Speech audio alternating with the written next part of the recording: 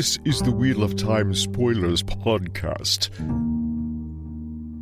Today we have Sakan joining us, which, I mean, if you haven't hung out in Discord, Radiant, Sakan, do one of you want to summarize your history in Discord? I feel like it's not a short story. Oh, it's Sakan's story to tell, for sure. I'm just a guy, really. This is our Discord dad. He's very shy. No. You've been around since, like, the early days, from before, like, 20 people were in the server, right? I was around from just as you were starting to get more than 20 people. I wasn't, like, in the very first tier, but I was pretty close. Yeah. And more active than most, so you quickly made a presence for yourself. Yeah. For the first year or so that you guys were really getting up and running, I was extremely active. You still very much are on Twitter. Yes, I'm very active on Twitter. I found that I was getting so sucked into your Discord that I was getting nothing done. Mood. Yeah. I figured I'd say that before Radio did. In one of the earlier variations of how you had the channels set up, when you would first put up the stump chat, we used to do a sing-along every Friday. Oh, yeah. I don't know if you remember that. That was a long time ago. I don't. I never participated, but I remember hearing about it. It was me, Jesus, Chapmodian. Yeah. I love that the community Grace does things that I have no idea about all the time. Yeah, we got up to some weird stuff, for sure. Oh, yeah. Yeah, Jesus came up with the name Sakoncert. Sakoncert. Love it. Yeah, but you were a very, like, active moderating influence without actually being a moderator a lot, you know? Sometimes people got a little heated and you would come in and, like, kind of, you know, remind everyone that we're all friends, and it was just very dadly of you, so we've all called you Discord Dad forever and ever. Yes. Yeah, you managed to engage with the trolls and the, shall we say, misogynistic folks in a way that is a lot like channeling the female half of the source. You managed to divert and channel into more productive roles without actually, like, standing in the way and pounding against it. Yeah, that's what I do. I can't believe this is your first time being on a recording after being such a part of our conversations for so long? Well, you know, it happens. Yeah, it does. You guys are busy. I'm busy. We're all busy. Well, and it's been nice, you know, in the beginning we didn't do a lot of guests. That was the other thing. It's like an occasional one here or there, but the format has changed slightly. Right. Although I do have to say, I am extremely behind on all of my secondary Wheel of Time content, but this podcast is probably the highest ranked in my list. Like, I make more of an effort to come onto the live recordings, even if it's only for a few minutes, and to listen to the podcasts more than the other podcasts and YouTube shows and everything, because this was the first Wheel of Time podcast that I listened to. Yeah, it's been around for a minute. It's like, it has been. How can you not, like, be loyal to this one when everything else came after? I'm like, I'm not anymore because I helped make it, but, like, that's different. Well, and I hope the content holds up too. That, like, I know other people are still producing amazing content, but I feel like we started off doing a decent job, you know, and I feel like it holds up. I hope so. It does. Yeah, I mean, you guys, you do a great job of engaging, like, being engaging and being insightful. You know, get people to think about it. Yeah, that's really the goal for me, is to get people to think about it. That's the teacher in me. And then also keeping sound quality good is important. Yes, that helps too. Despite the last couple of episodes. And I'm not saying that other podcasts and other YouTube shows don't make people think, but I have always found that I enjoy the way you and your guests and fellow hosts look at things and take things apart. Thank you. Yeah, no, I've really found that whatever way we started approaching the early episodes has really paid off. That long term, that approach on these books has really become a thought-provoking way for me to discover a lot about the books for myself, which in a lot of ways was my goal. Was like, I feel like I know everything about these books, but I want to know more. How do I do that? And it's just like you have to ask the right questions. Yeah, I'm nodding to all of that. And then you end up like finding that there's other people asking similar but different questions, and it just takes the entire process to a whole nother level.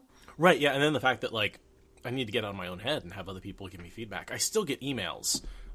I want to be able to go. One of the things I wish I could do is like go back and insert a little. We got feedback on this episode, and here's the things that people said. I don't really know a good way to go about doing that because we don't publish the episodes very quickly. So a lot of times, by the time I get the feedback, it's like 2 months after the episode's published, or after we recorded it. You recorded it, right? Yeah. And so it's hard to go back and be like, oh, I guess we did make a mistake back there. But then we've recorded like 6 episodes since then and moved on. Or sometimes like we figured that out like 2 episodes later. Yeah. So there's a little bit of that gap makes it hard to sort of incorporate the feedback. But that's why I really depend on the live people, right? Of which Sakan was one, to give me that sort of immediate feedback and help with like, oh, we got this wrong in the moment. Let's correct it as best we can. Yeah, that was great fun. There's a lot of street cred that you would earn for correcting. Yeah, Aradia. Especially if we could be faster than Aradia. That was, if you could correct somebody faster than Aradia, that was like a feather in your cap. I love that. That's like, I don't want to take credit for that, but it's like super true. So like, I'm kind of proud. It was definitely a surprise to realize that I could become a little bit of a hero for my own group of extremely like-minded, strange birds, where we could all flock together. And I'd just like to point something out, that over the last 7-8 minutes, we attempted to introduce Sakan, and instead he complimented us and got us talking about ourselves, which is exactly what he does best. This is true. This is because this is Malkir's king, and he's very good at inspiring, I don't know, his subjects or something. I don't know quite where that metaphor broke down really fast. I was trying to work the Twitter handle into it. You roll a 20 on inspiration. Appreciate that. Well, thank you. And like, you've produced some just amazing videos, some training videos on Twitter. Like, there's just a great, funny, interesting content. You've always been a great content producer as well as a huge fan and participant in the community. So really do appreciate all the work you've done there. Well, thank you.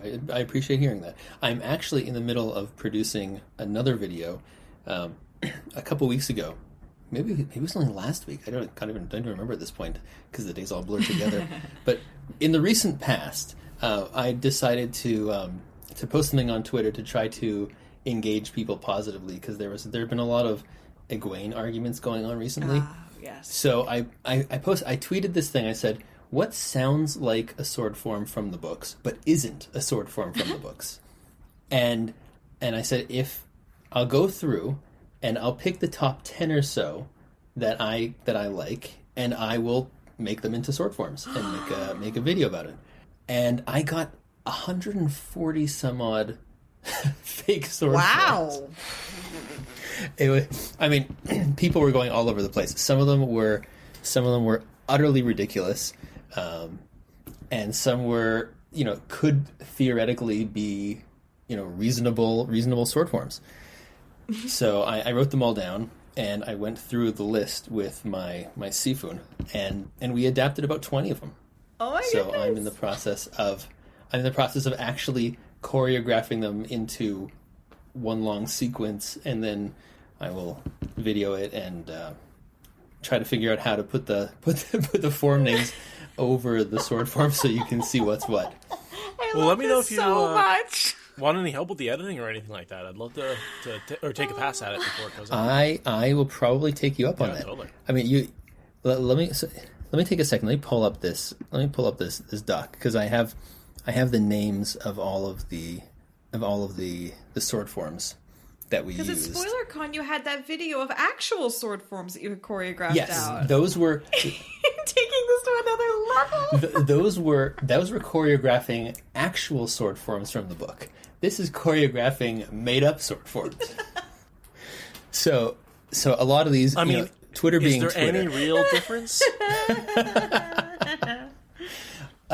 Only in that these are from the minds of the Twitter of Time community. So we have Dane craps his pants.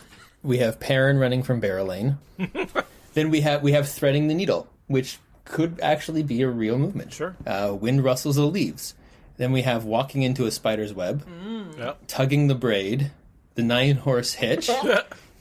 We have the dragon flicks his tail, which actually is a real movement. Parting the waterfall, the total eclipse of the heart, easing the badger, smoothing the skirts. So, you know, there's some fun stuff here. There are some serious potentials in there. Oh my goodness. That is amazing. I don't do Twitter of Time, but like my hat is off to Twitter of Time for creating that. Oh, by the way, Aradia, side note. The things I ordered went out today. Yes, I saw your message. Congratulations. Okay. That's awesome. So that took a while, but $20 patrons are getting a reward finally. Yay. Yay. It's too late. It's been way too long, but I finally got to it, and it's finally going out, so... Sakan, you're one of those. And there was much rejoicing. I'm fairly certain you're in that group. I don't think so. No? I'm not that flush. Check. I wish I could. Unless you're one of the people that Seth decided to extra give one to. There was a couple of reasons. people. Yeah. So yeah. Now there be. may or may not be a token of appreciation on its way to you. Congratulations for the May or may not. I don't know. Anticipation. Let me thank you. let me double check that before I commit to anything. You've already put your foot in your mouth, sir. I have. I won't hold you to anything. Okay, fair enough. Just as a side note, because I know that we haven't even gotten to the chapter yet, but a few weeks ago, Malkir Talks and the Black Tower podcast did that fundraiser. Mm-hmm. Yeah. And they had asked me to be a part of that. So instead of doing an instructional hour, I did Wheel of Time Mad Libs, and I have some. I don't know if anybody here caught that, but basically what I did was I took 4 passages from the books related to sword forms. I took the passage where Rand and Tam were sparring, and then Rand versus Torum Wright and Rand versus Lord Turak. Mm-hmm. And in that section from New Spring where Lan fought the 6 attackers, and I just basically took out all the adjectives and verbs and a bunch of nouns, and I had a few people on, and it was absolutely hilarious. It was one of the funniest things. I just could not stop laughing. So, oh, that's fabulous. if you're interested, you actually I think you can probably still find it on Malkir Talks YouTube channel. It's still up there somewhere. But that was a lot of fun. I highly recommend doing that sort of thing at least once in your life. Yeah, we had a blast. Super Skylick is saying that all the Wada Holiday streams are still up there. Yeah, and actually, Thank you. Me and Aradia did a chapter together, and that will be coming out just as is, as an audio file. So, Nice. What chapter do we do? Do you I remember? completely forget what chapter we did, but it went well. I remember that. Oh, that's right. I think. Not quite. Yeah, I saw you. You were doing it like the middle of the night. Yeah, totally. Not too late. It was like... It was like 9 our time. 9. Yeah, 9 time. so it wasn't that bad. Which is like midnight East Coast, yeah. Yeah, and then I was on the next day with Leslie and Allie and Gus, which was fun. So that was chapter 38. Wow, yeah, that's A a sudden while. chill. A while ago in terms of the chapters we've been accumulating a little bit. Oh no, but we're doing 44 out of order, right? That's I true. can do We are math. doing 44 out of order today. Yes. So, speaking of the chapter, we are doing chapter Yes. 44, slightly out of order with Sakan. We just haven't done 42 or 43 yet. We did 41. But that's okay because those are Rand chapters and we're perspective switching anyway. So, we haven't skipped any Matt in our timeline. Right. So Or Gwen. Sakan, you've requested this chapter? What makes this chapter interesting to you? Did I? I'm wondering why we're doing this out of order. I assumed that it must have been for a reason. Well, so Sakan gave me a sort of any chapter he wanted, but this was the week he wanted to record.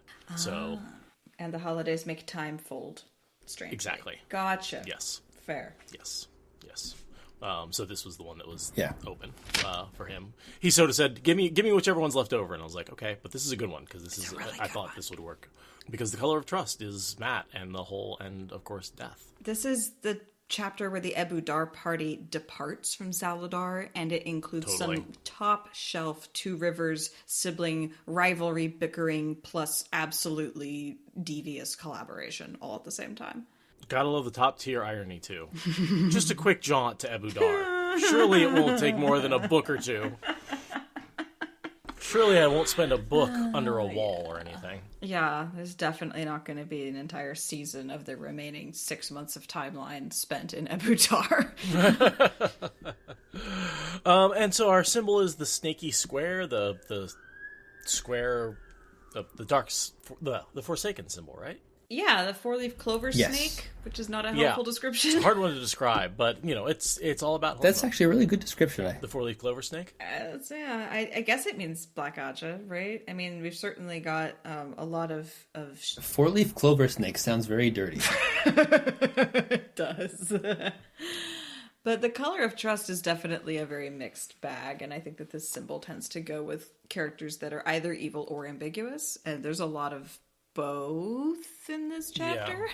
Halima in particular is who I was thinking it's referring to. Yeah, also Delana makes Yeah, a that was couple of- my assumption also. Yeah. Even though she's right, it's Halima's relationship with Delana, but the two of them play such a very minor role within this chapter that I was trying to think why RJ would choose this specific icon, because it doesn't seem to reflect the overall theme of the chapter.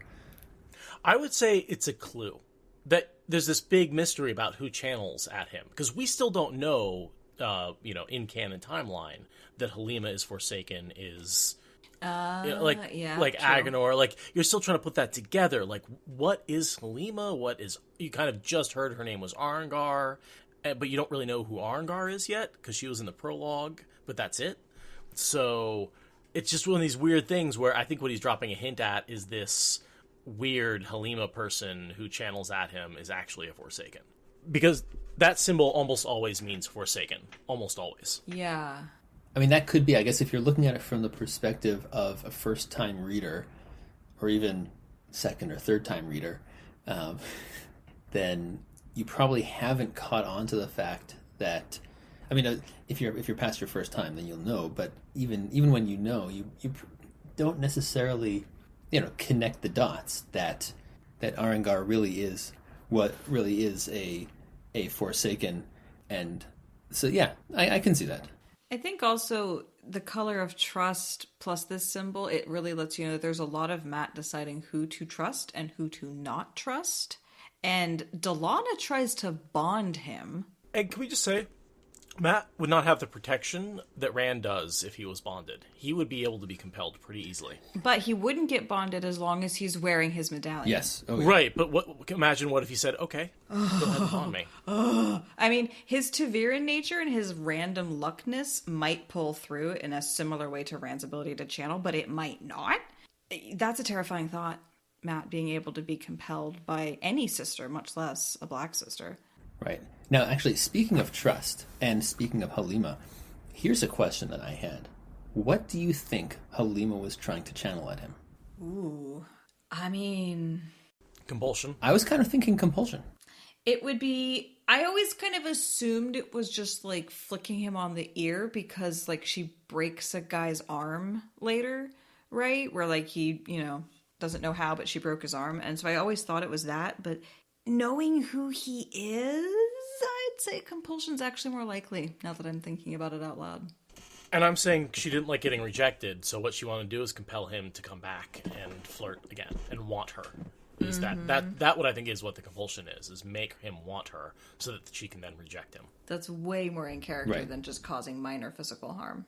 Like pinching or slapping or breaking an arm even, yeah. And that's why Delana comes back and is like, is almost insistent that she bond him because Halima wants control, and the compulsion didn't work. Absolutely nodding. So glad that Matt Yeah. didn't trust any of them at all. A lesson Rand has yet to learn. Never trust again. Yeah. But at the same time, he and Egwene both implicitly trust each other while bickering, while sniping at each other. They are trusting each other to make the right choices in a lot of really serious ways. And so it's a nice contrast with how much he just unilaterally doesn't trust the real Aes Sedai as he thinks of them. Well, shall we actually dig through this in a orderly fashion rather than bouncing about? We can try. And Sure. Sakan, would you like to read us in? It would be my honor. I've started forcing it on the guests now. That's fine. How far would you like me to read? That is at the discretion of the reader inner. Okay. Maybe up to Jack Fool. That would be what I would say as well. So not 10 pages. I mean, you're welcome. You're welcome to. I might edit it down slightly, but... Chapter 44, The Color of Trust. Once Vannon was gone to tell the band to sit tight, Matt found that not an inn remained in Saladar but was taken over by Aes Sedai, and the 5 stables were all full to bursting. Yet when he slipped a little silver to a narrow-jawed stableman, the fellow had the sacks of oats and bales of hay shifted from a stone-walled yard that was fine for 6 horses. He also showed Matt and the remaining 4 men of the band places to sleep in the loft, which was a little cooler than anywhere else. Ask for nothing, Matt told his men as he divided the rest of his coins among them. Pay for everything and accept no gifts. The band isn't going to be beholden to anybody here. His false air of confidence communicated itself to them, and they did not even hesitate when he ordered them to fix the banners out the loft door so they hung down in front of the stable, crimson and white, the black and white disc and the dragon plain to everybody. On the other hand, the stablemen's eyes bulged, and they almost danced as they demanded to know what Matt was doing. He only grinned and tossed the narrow-jawed fellow a gold mark, just letting everybody know for sure who's come to call. He wanted Egwene to realize he was not going to be pushed around, and sometimes making people see that meant you had to act like a jack fool. I like that he slipped in there his false air of confidence. Well, yeah, he's walking into a group of Aes Sedai, and an army, and he lays it out, just how crazy Gareth Bryn and all these things that he ends up hearing about later. But he has to play the game. He has to keep those layers of masks and subterfuge and leadership and all of that, and he communicates to them while saying the opposite of what he's actually saying. It's a very Matt thing to do, honestly, to say one thing and mean another, and to have an army that understands what he means.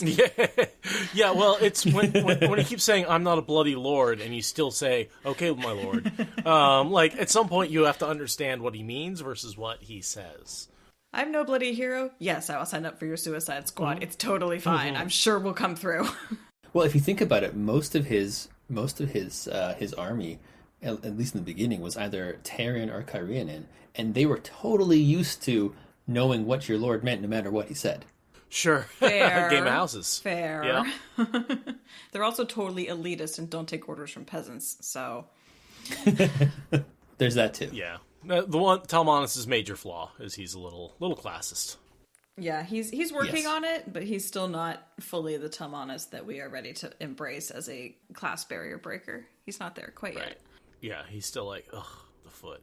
Yeah, yes. Well, if he didn't have good flaws, he'd be boring. It's Right, true. well, totally. It's true. This chapter has some of that extremely dry humor that does not really show up as humor until Brandon Sanderson gets his hands on Talmanis. But this chapter has some of those lines where it's in hindsight, having read Brandon Sanderson's Talmanis, I'm like, ha, you're such a clown. I love you so much. Yeah, Talmanis was definitely a under-the-radar funny character until Sanderson gave him a POV where you're like, oh, he's just a sarcastic SOB. But then you can read back and see all that sarcasm. It's in there. He didn't come out of that. He wrote it to be obvious, but he didn't come up with it. Yes, exactly. He wrote Jordan's character just in plainer text. As Sanderson is wont to do. Yes, but I appreciated it with Talmanis perhaps more than any other character. He did a great job with Talmanis. And I also think that that's appropriate for the last 3 books as well, right? It's a little more, this is what happens. This is the last battle. There's the subterfuge is over. Everyone's taken their sides. We know who the Dark Friends are. We've gotten rid of them. It's time to just stand up and fight for your side. Yeah. And also to see all the tiny fireflies that go into beating back the Dark One with Rand as the central figure. Talmanis is one of the fireflies. Right. I never thought of it that way, but I like that. Yeah, so, Egwene speaks for everyone with Don't I Get to Be a Hero too? Talmanis is one of the people who's not in it to be a hero, but, without him, where would the last battle have ended up, So. Yeah, I've always thought all those fireflies were all the various people fighting in the last battle. And they're just centered around the Ta'veren. But it's basically all the light that's being poured into the darkness. Yeah, everyone has to do their part, even if it's just, giving some scarves to some homeless boys on the road one time. So, back on the book, Matt's hanging up his banners, hoping that someone's going to tell him to take him down so he can say no. And we've seen that before with, traveling with Aes Sedai, where they're like just waiting for one thing to be like, he just wants to tell the Aes Sedai no once to their face. You know, he wanted Moraine to be absolutely wrong about one thing at some point, and she never was. Yeah. He's like putting the proverbial chip on his shoulder and daring them to knock it off. Totally. Exactly. Yeah, and they're just like, oh, child. No. And so Tom has disappeared, and we know that that's because Elaine has threatened him. Oh, well, not threatened him, ordered him. Yeah, told him to stay away. Because there was that moment where he, like, promised to obey her to get on the boat. Wasn't it to Seafolk? To get on the Seafolk ship? Yeah, I was never sure if he was referencing that moment or some other off-screen moment. I'm almost certain that it's that moment where he says, in a moment of weakness, I promised to obey her. It was because he had to make that promise to get on the Seafolk ship, and she's been holding that over his head ever since. I think that's it. Okay, I always assumed it was an too. off-screen scene, but like that there's no evidence to make a whole extra off-scene screen. We saw that. Yeah, it was like, if you're going to come along with me, you have to do what I say. And that was a moment of weakness because he had 0 legs to stand on. Yeah, he had no power. Right. The Seafolk would have thrown him overboard. Yeah. Not a weakness of moral character, or he wasn't seduced by someone. Yeah, no, strategic weakness. Corrupted. He just strategic weakness. Yeah, he like had no power to back him up, and it was either do that or he wouldn't have come. Yeah. But yeah, I love how Matt can tell that he's being obstructed, and so he very determinedly goes to have fun and then has no fun at all. He sees a lot of important things and does a lot of intel gathering, but it's one of those side quests where like you think it's just to like, you know, get a cupcake and some extra XP, and instead it ends up being like a puzzle you have to get through that takes you days and days. Except it's just one night, obviously, but That's a good analogy. it feels like he's just trying to have fun and burn some time, and he ends up getting like this massive info dump of intel that he doesn't know what to do with. And to me, isn't this just like in Faldara when he ended up dancing with a bunch of Aes Sedai? Was that in Faldara? Or am I confusing that with this one? Because didn't he dance with... Oh, no, so I'm thinking of actually... Shadar Logoth, right? In Eye of the World. I think of Baerlon. It might be At some point he ends up dancing with Moraine. Yeah, and that's he's like, an Eye of the World scene. Yeah. They dance with Moraine and Nynaeve. That's right.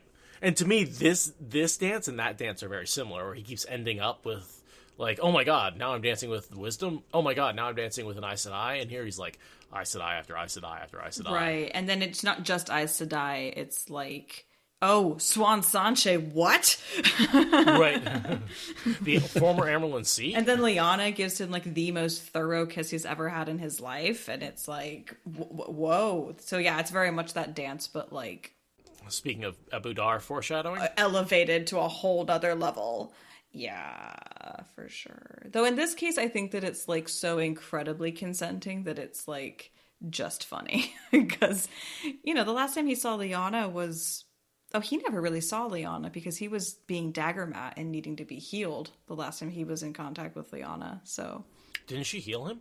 Yeah, she was part of healing him in Faldara and in Tarvalin? Fairly certain she was both places. Yeah, so it's like she knows him, but he doesn't know her. Well, I think he met her. I think he did. She was one of the ones who checked in on him. Oh, right. Lyanna, go get him a piece of pie. Yes, Yeah. You're right. Okay, so he does technically know who she is. But still, like, she was a very stern, commanding in the background thing, and now she's, you know, pouring herself into his arms and giving him an education and making out. Like... That was when he was lying in bed, and he had, like, a progression of women come into the bedroom, ending up with Lanfear.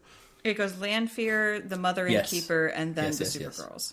And then going to beat up Galad and Gowan with a stick. Possibly the moment when he acquired his luck. Quite possibly, yeah. So that's the last time that he saw Lyanna. That's a long time ago. Yep. But he would remember that because he did have his... that is after he was healed, so, like, he should have all his memories from that point forward. But it's still a very vague impression to then suddenly be tonsil boxing with. And... Wonderful. And she looks totally different as well. Right. Yes. The de-aging of her stilling. Mm-hmm. The first person he ends up dancing with is Halima. Yes. Who wants to know all about Matt Cawthon. I like that very subtle line. She kept trying to lead. Mm-hmm. Yep. Because she learned to dance as a man. Yeah. And for all that she's integrated with her body, she has not internalized the socialization inherent in that. She's just expanded her tastes. And in a lot of ways, I don't even think she's expanded her taste. I don't think she sleeps with guys. She teases them. Okay, fair. fair. Yeah. I think yeah, she's all about the chase. She wants them to look at her. She wants them to like her. But I don't think she sleeps with anyone who she's not like anyone. intimidating and dominating, which is probably only Delana, because that's the only person she can exercise her power on freely. I would assume Bethamel in the body of Arangar and Halima is still raping women. Yeah, but there's the whole keeping your cover thing. So I think it's focused on Delana rather than spread out around. Because if she was actually sleeping around, it would be a lot harder to keep her cover one way and another. But, the chase, the tease, the rejection, all very entertaining to Balthamel's personality. Right. And she wants to be the rejector, not the rejectee, ever. Yes. Right. Now, there was somebody who Matt asked on the next page. You don't see him asking, but you see her response. She says, Aes Sedai, Halima's just Delana Sedai's secretary. Always teasing the men she is, like a child with a new toy. Teasing just to see if she can. Mm-hmm. So, now... That new toy is her body. Yes. Boobs! I have boobs! Hey guys, look, I've got boobs! That's what she's doing, basically. I was going to say, is that what it's like, Aradia? I mean, some days.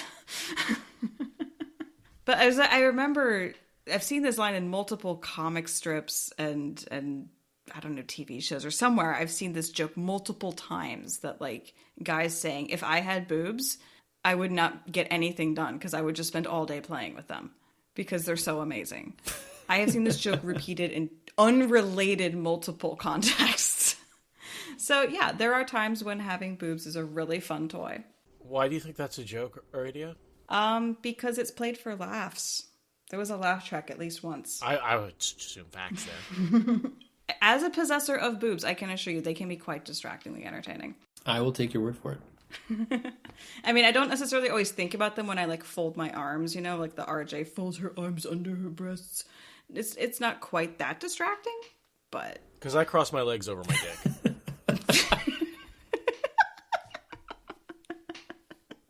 Whenever I get really serious, I take a look, stare him down, and cross my legs over my dick. And that's how you know he's getting a talking to.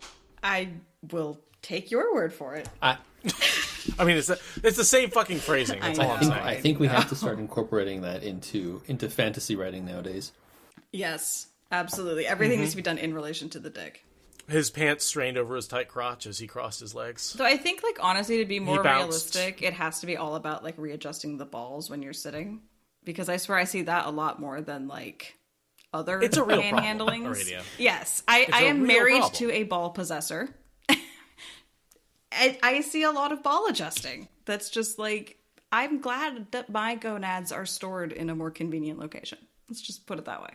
Whoever decided that external genitalia was a good idea needs to kiss my ass. Seriously. I mean, seriously. Intelligent design. It's designed... All right, it may be designed, but not intelligent. It's designed that way for temperature regulation. I know, I'm just... And yet somehow, some of us get to keep those organs inside. It would be nicer if there was another way, right? It would be nice if there was a different way.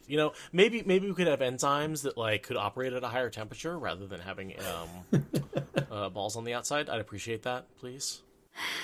Yeah, a redesign would be appreciated. I would appreciate that. We just need humans. And then there's that whole, what's that nerve that goes down around your fucking aorta and then comes back up to be right in your mouth? Are you familiar with this one? A nerve? Yeah, so it turns out, this is, oh god, hold on. Longest nerve in the human body. Okay, because I know all kinds of stupid things about how ridiculous your throat is as a not dying part of your anatomy, but I've never heard this thing about a nerve. The sciatic nerve is the largest nerve in your body. It begins in your lower back, travels all the way down to the heel of your foot. Oh, is that wrong? Damn it. This is where I'm trying to come up with biology on the fly. Squishy science, man. I never touch the stuff. Yeah. It's not the longest nerve. So it's one. What it does is it's supposed to go between basically, in a fish, it goes between the brain and something right behind the brain. Sorry, guys. I don't know. The shoulders. Something about intelligent design not being intelligent. Right. I remember that. Basically, when we evolved, that nerve was wrapped around the aorta, which in a fish isn't a problem, but because of our different body shape, it had to get longer and longer and longer and longer and longer as our torso extended. And so it's basically this incredibly long nerve that wraps around our aorta. but really is only trying to go about an inch in our skull. It just goes down through our torso first. What? Yeah. That is so stupid. Yeah. Oh my god, can someone please redesign this and get a patch into the fucking code? Honestly. That's surreal. And it's one of those things that, like, there's no real way to evolve out of it because we can't really mess with... We can't short-circuit that nerve. Like, it's just ever since we became fish. Well, also, you don't evolve out of things. Thank you. All right. Liligen Antipods, which, by the way, welcome. I think this is your first podcast. Yeah, from Australia. Hello. From Australia. Well, hello. Comes up with the win. Recurrent laryngeal nerve. It's a branch of the vagus nerve that supplies all the intrinsic muscles of the larynx. So it's going from your brain to your vocal cord, and it goes around your aorta. That's what it is. That is so inefficient. But when we were a fish, the aorta would pass between those two. Oh, gotcha. So it's this whole being bipedal and not in the water nonsense that we've insisted on doing. Really being mammal. Yeah, not being... Ever since we crawled out of the ground. Yeah. Imagine what it's like in a giraffe. Yep. Oh my goodness. And it is. They have the same fucking issue. It's actually a bigger issue in giraffes. I mean, yeah, because they don't have any more like vertebrae or anything. It's just literally the same thing stretched out all over. Mm-hmm. Well, that's what you get for being a long-necked leopard moose. Fact. It's one of those things that's like frequently cited as a anti-intelligent design thing because it just doesn't make any sense. Right. Yeah. I like there's so many things like that, like the way our eyes work versus the way an octopus eyes work. Right. The fact that they see things upside down and we see things, or we see things upside down, they see things right side up, and our brains have to translate. Why evolve a correct eyeball when you can just have a brain trick for that? Our eyeballs are inside out. Octopus's eyes are right side out. Is that the difference? That's the difference. Yeah, our eyeballs are essentially inside out. Wow. Inside out. That makes so much sense. How does Because we that... see everything upside down, and then our brains flip the image. Mm-hmm. So somehow they have the image come in true, and then they don't have to flip it. I think what they do is they have a mirror at the back of their eye and a retina on the front. Whoa. And so then do they not have a blind spot? They don't have a blind spot. Bastards! Yeah. Oh, I'm putting that in the show notes. I'm angry at octopi for not having a blind spot. Yeah, their eyes are the right way. Ours are not. It's our brains do all the compensation. We have big brains to compensate for the fact that our eyes are backwards.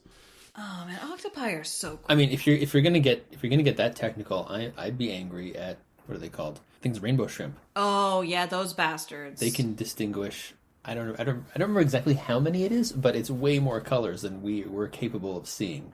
I think they have like 16. They have like 6x3 eyeballs. I think or they have something, like pigment. They have like receptors? 16 different receptors of. So it's like the cones and rods, whereas we have 3. They have 16. Something like that. Something like that. And they don't have Mantis the shrimp. Thank you. cerebral, like Mantis the shrimp. mantis shrimp. And I think they don't have like the brain, like their brain architecture doesn't even have that much optic processing like in it, so they can't even necessarily like appreciate it from a neurological perspective the way that like a creature like us could. So it's a waste is basically what I'm saying. Yeah. And all right, so next on the Wheel of Time Spoilers podcast, David Attenborough joins us for nature. And by the way, we are here for An random intelligent nature facts. Before we move and on, intelligent design rants. being able to punch like a mantis shrimp would be one of the best superpowers. Oh my god, yes, because it would glows. break your hand. It literally glows. Cavitation luminescence when you punch. I want it. Can I just say that we need a superhero, Mantis Shrimp Man? Yes. Marvel, get on it. Ooh. He's got vision. He can see all sorts of colors, crazy colors. He can punch crazy like that. Also, the whole surviving. I'm stealing that. I'm stealing it. I'm writing a screenplay for a rationalist superhero movie where I want to be a better reader. it's like how you're always annoyed at the fact that like nobody seems to know that Bruce Wayne is Batman or Clark Kent is Superman, even though they look the same. Well, in this one, you give him a Jerry curl. So in this version, everybody knows that. If you merge them together, Bruce Kent is the superhero, but in reality, the shocker, the reveal at the end is that he's not, but he basically he's paid to behave as if he is and then go into hiding every time that the superhero has to come out. So he's the foil, so that everybody thinks that he is the superhero and just stops looking for the real secret identity of the superhero. Nice. So you're going to steal the Mantis Shrimp Absolutely. Man as the superhero? Absolutely. Nice. Are you... I can imagine, like those colorblind tests, but like for Mantis Shrimp Man. Like, you can have signs all over the place that only he can read. Like secret hidden messages and just like special colors. Everyone else is like, it's a red sign. And he's like, it's secret data. Yeah, there's actually the codes to the universe like scrawled on a stop sign. Mm-hmm. Totally. Yes. Anyway. Let's stop writing fan fiction and get back to the super key mystery of this chapter. And the whole reason I believe there is the clover snake symbol at the beginning is that as soon as he turns around and begs off and tells Halima and rejects her, he goes 10 paces and the foxhead goes icy cold. He spun around, looking furiously for anything at all. What he saw was Halima staring at him in the firelight, which means she just channeled. Mm-hmm. He was sure he had seen shock on that beautiful face. The same face that all other Aes Sedai express when their weaves melt away. And yet no one around them reacted to the weaves. Because it was Saidin, not Saidar. Because it was Saidin, not Sadar. So, Right. I mean, this is just... That sentence sort of tells you everything you need to know about Halima, if you can walk through the logic there. Right. And if you can just allow the illogic of... Oh, no, you've seen her get introduced. Yeah, You have. yeah. And if you go back and look, Arangar was introduced as something from the Dark One. Halima showed up as Arangar. Yeah, and this basically confirms everything you need to know because of him feeling channeling and none of the Aes Sedai responding. Yeah. Yes. The only other thing it could be is the true power. Which seems extreme for the situation. It seems very unlikely because the ability to channel the true power, aside from Rand, is supposedly a gift from the Dark One. And I don't think Osengar and Arangar are at the point where they are earning favors from the Dark One. Agreed. They're very in the Dark One's disfavor right now. The favor they got was being reborn. Right. They're in the Shadowhound house. Yes. Also, do you think the Foxhead would work on the true power? Ooh. That's a good question. Because true power destroys Terangrial. I would say probably not. Agreed. I would agree. Because when this was made, well, we don't know for sure. Assuming it was made in the Age of Legends, they probably did not know enough about the true power to make a Terangrial that would work against it. Mm-hmm. And Matt asks for freedom from Aes Sedai, not from all forms of cosmic power that move the universe. Right. Yeah, and it's different, right? We see the true power destroy the sad bracelets that even Balefire couldn't destroy. Yeah, it unmakes Quendiar. Right. Yeah. Yeah. Like, there's no way something made out of the one power could stand up to the true power. Yeah, which does beg the question of how Kalendor is able to channel the true power.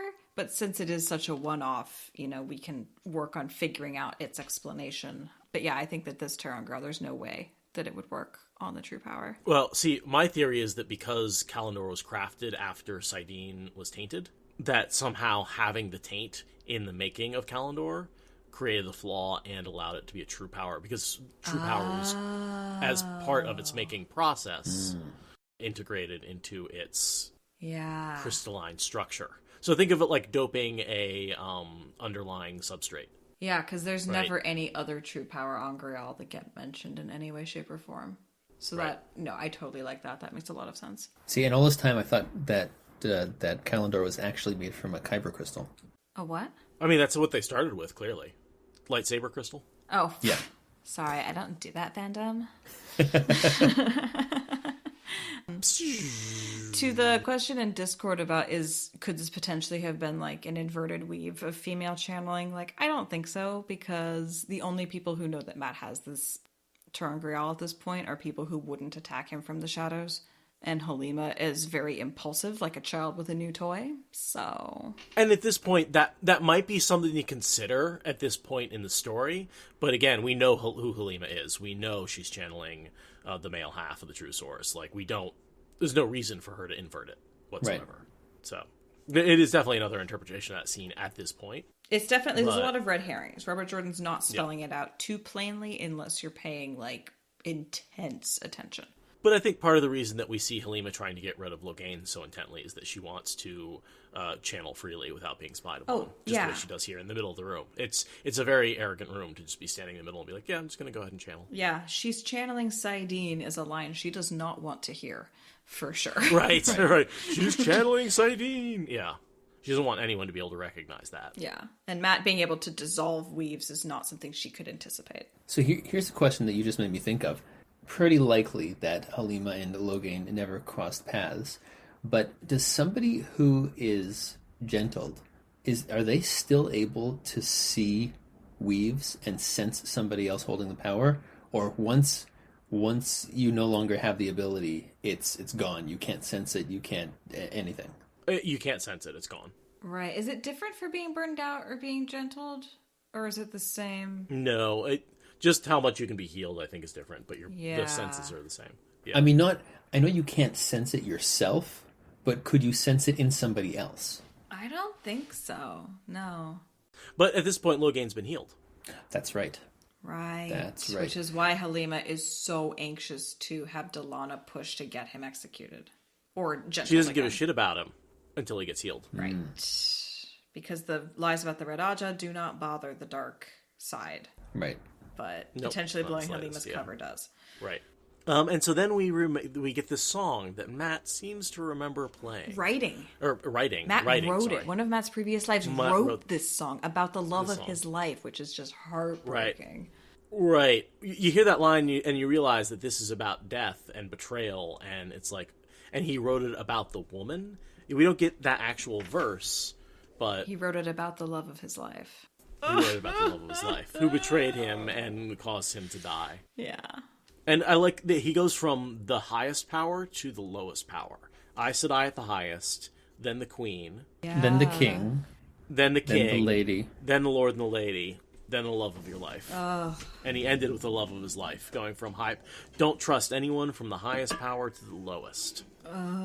It's To so your king and your dark. queen, to the Aes Sedai, you can't trust anyone. And all of the refrains, it's such dark poetry. In just the two verses we get, the refrains are like haunting. And how wonderful is it that Matt's two songs are Dance with the Jack of Shadows and The Color of Trust, which are both about death. The man who dies twice.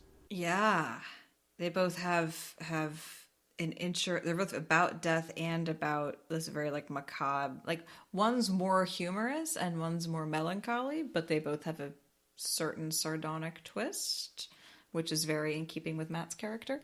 Give me your trust, said the Aes Sedai. On my shoulders I support the sky. Trust me to know and to do what is best, and I will take care of the rest. But trust is the color of a dark seed growing. Trust is the color of a heart's blood flowing. Trust is the color of a soul's last breath. Trust is the color of death. Give me your trust, said the queen on her throne, for I must bear the burden all alone.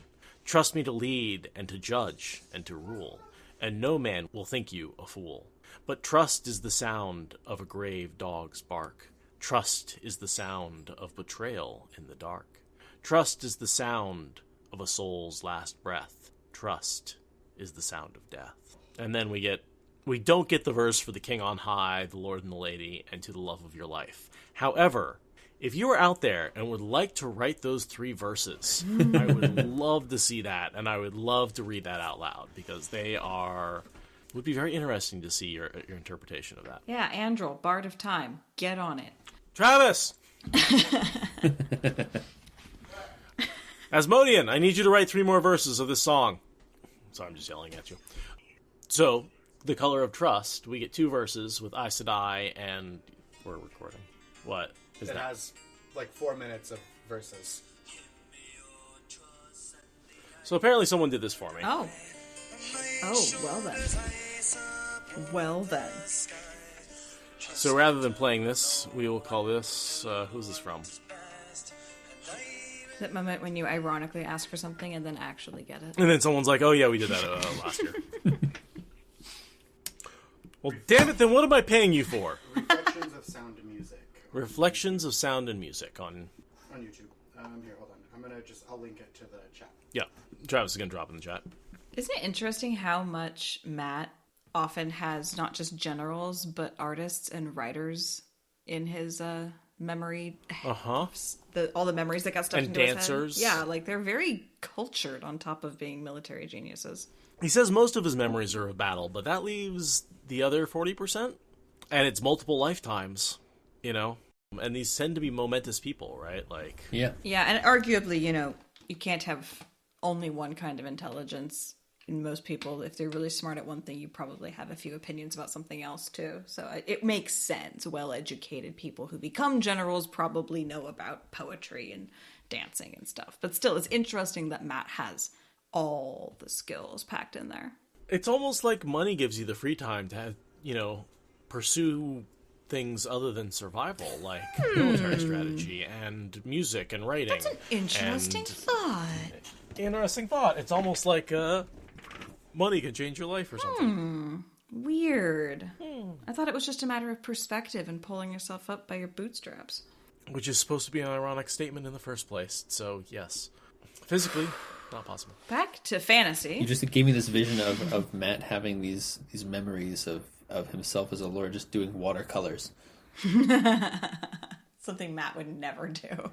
Just doing a still life, like painting an apple. Or writing a novel. So, he still hasn't recognized Brigida, so he sees her, and she seems, this is the second time she sees very familiar. And, of course, she's dancing with a particularly lumpy-faced fellow, because she likes ugly people. She likes the ugly ones, because Geidel Kane. Yeah, she likes Geidel Kane.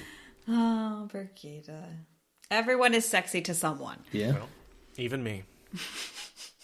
I think Brigida would pass you over as way too pretty. Thank God.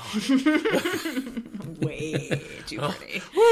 All right, I got that one passed. I like that Matt's hip still hurts from where Nynaeve kicked him.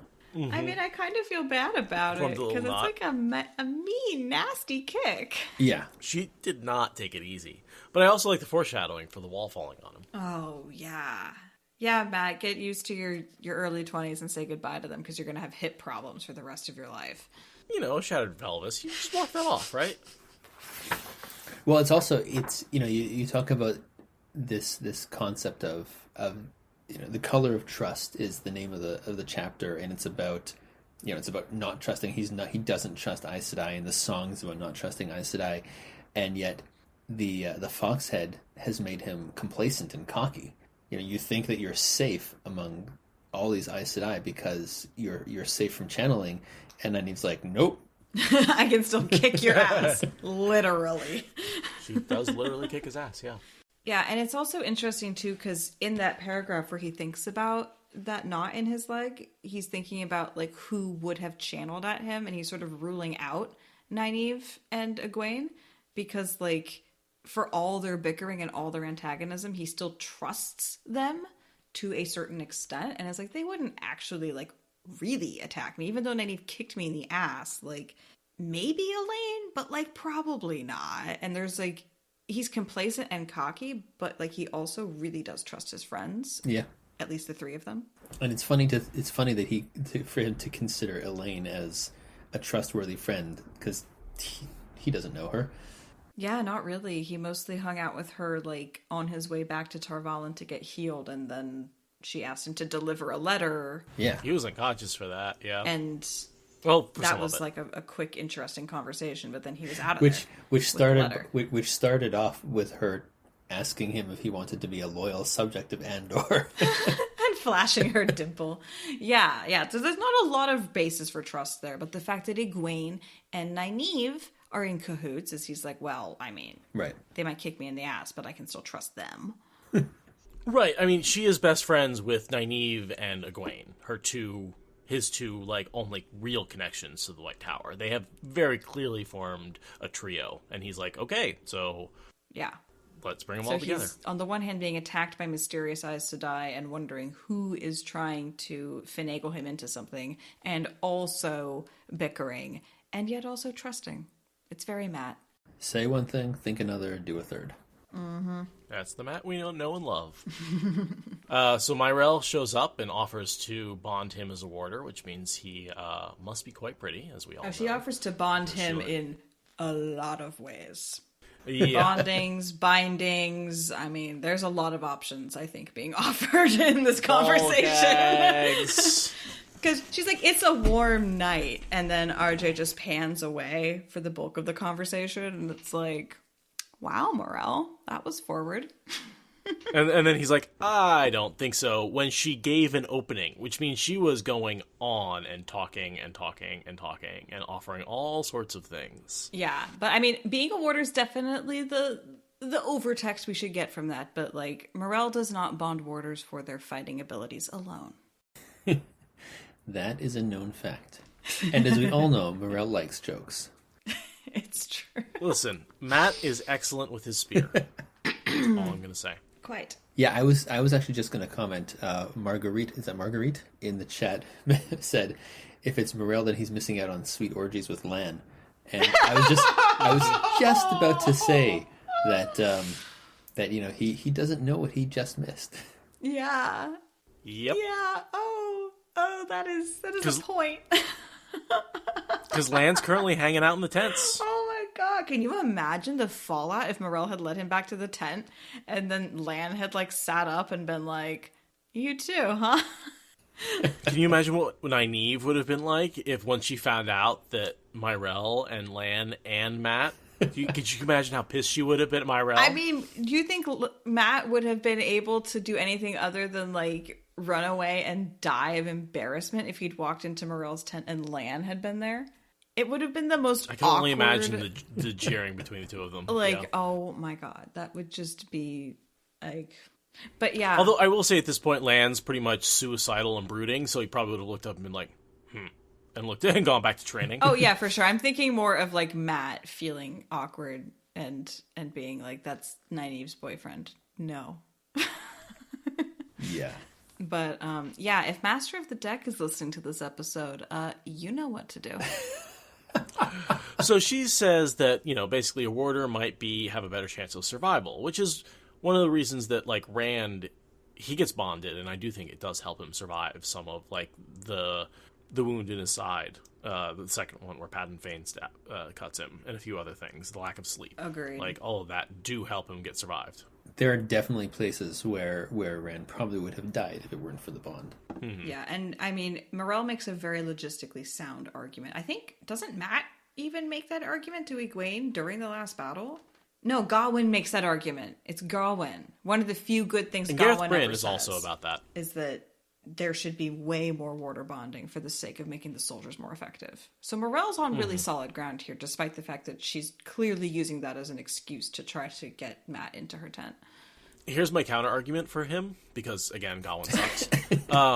Okay, every time an Aes Sedai bonds a warder, and what if the warder dies in battle, which are going to happen because these men are dying all the time, and then you're incapacitating an Aes Sedai while she has to deal with that grief? Okay. Really horrific, but totally effective plan. Pour all of those bonds onto some novice that just lies in a padded room. The warders would be ineffective. They'd be feeling her pain. Okay, all the novices, that's what they do, is they soak up dead warder bonds That could work. in padded rooms Fair. because they can't be effective channelers. This is a horrible plan, and I hate myself for saying it. That's but- just, great. Let's just traumatize everybody forever, Yes. for always. Yes, Yeah. I'm suggesting about the worst plan ever. Please just kick me off of the You're podcast now. I'm you're done. panning the idea, but when you're outnumbered by your enemy, any advantage that you can take in battle, particularly when the literal fate of the world is at stake. I don't think that putting the novice's mental health on the line is necessarily a bad idea. Yeah. It's not that I disagree with you. I think there are just better ways to use the novices than having them bond a bunch of fighters. Yeah, there's got to be some way. Put them in circles for healing. Put them in circles You could do both. Let them feed power to. Well, why can't you do both? A powerful channel. Why couldn't each novice bond, say, 10 or 20 soldiers, and then be part of the circle to go around and do healing? Which I think they actually did. Not the bonding, but the healing. I think all the novices healing, yes. and probably Accepteds too were shunted off to Mayenne, where they had, or Mayan, how do you pronounce that? Mayan, wherever, Mayan. where they had set up the hospital, field hospital.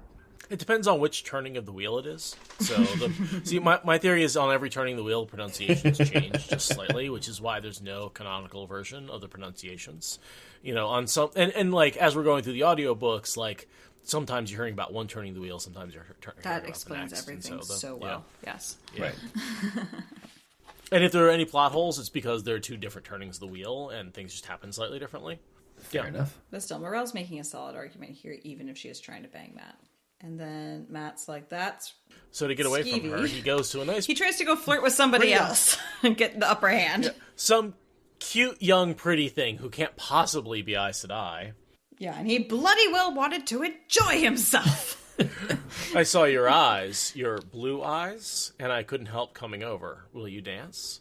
Matt and Gareth Bryn. Damn, she must have the bluest damn eyes. Dude, this was why I figured it had to be Maria, what's her face, that actress with the intense blue eyes, MKD. Was it Maria Doyle Kennedy? Yes, thank you. I had the picture in my mind, but I couldn't figure out how to say it. But when they cast her, I was like, it has to be Swan because the eyes. She has such intense eyes. And then when they cast her as Illa, I was like, I mean, I'm okay with that. But it was just Swan's eyes in this scene, the way that they get described. I'm like, that's why I fan cast MKD for this. Your eyes are so brown. And I love how, like, he comes over to her and lays down this completely ridiculous pickup line that's just like, sir, please try again. And she's like, I asked you once whether you'd be there when the house was burning down, boy, but it seems you make a habit of jumping into fires. Now go away and find somebody who wants to dance with you. Such a slap in the face. I love it. I've been on mute for a minute, haven't I? Yes, you have. I've been responding. None of that's making it to recording. None of it. Great. And then Leanne comes over and gives him a Damani dance. Yeah, they do dance. They actually do an entire dance, and then she says he's a good dancer and rewards him with an education in tonsil boxing. And then she says, you should think about it as dancing next time and you'll do better. And by dancing, she means sex, because this was clearly like flamenco dancing or something. Tango. I don't know. Oh, I thought that, like, she was so sexy that he was just, like, having trouble not thinking about it as fucking and wasn't, like, necessarily keeping his feet where they should be. That's probably true, but I'd reject it in favor of my own humor. I find both interpretations valid. I actually had a question about this. Is like, think of it as dancing next time. What is he thinking? What does she think he's thinking of it now? If it's not sex, then what? What does she say? Oh, this time you're thinking of it as... I always read it as the first dancing scene in Eye of the World, when he's so preoccupied by the station of dancing with an Aes Sedai or dancing with the wisdom. And in this case, he's very, like, reeling from the whole thing with Swan. And he's still, like, kind of just thinking about that, and his mind's not on it, I think, is the problem. See, I disagree. I think he fumbles the first turn, but then he pulls into it and gets the dancing. And she goes, oh, she sighs and pats his cheek. You're a very good dancer. Like, I think he is actually doing a very good job with his dancing. Oh, he is, but the reason he's distracted is because of the question that kept popping in his head like an illuminator's fireworks. And that was the whole Swan Sanche supposed to be stilled and dead, not staring at him with the face of a young woman she stole somehow. So he's still dancing fine because she's hot, he's a guy, he's got these memories, but, like, she knows he could do better if his mind was entirely on it. Right.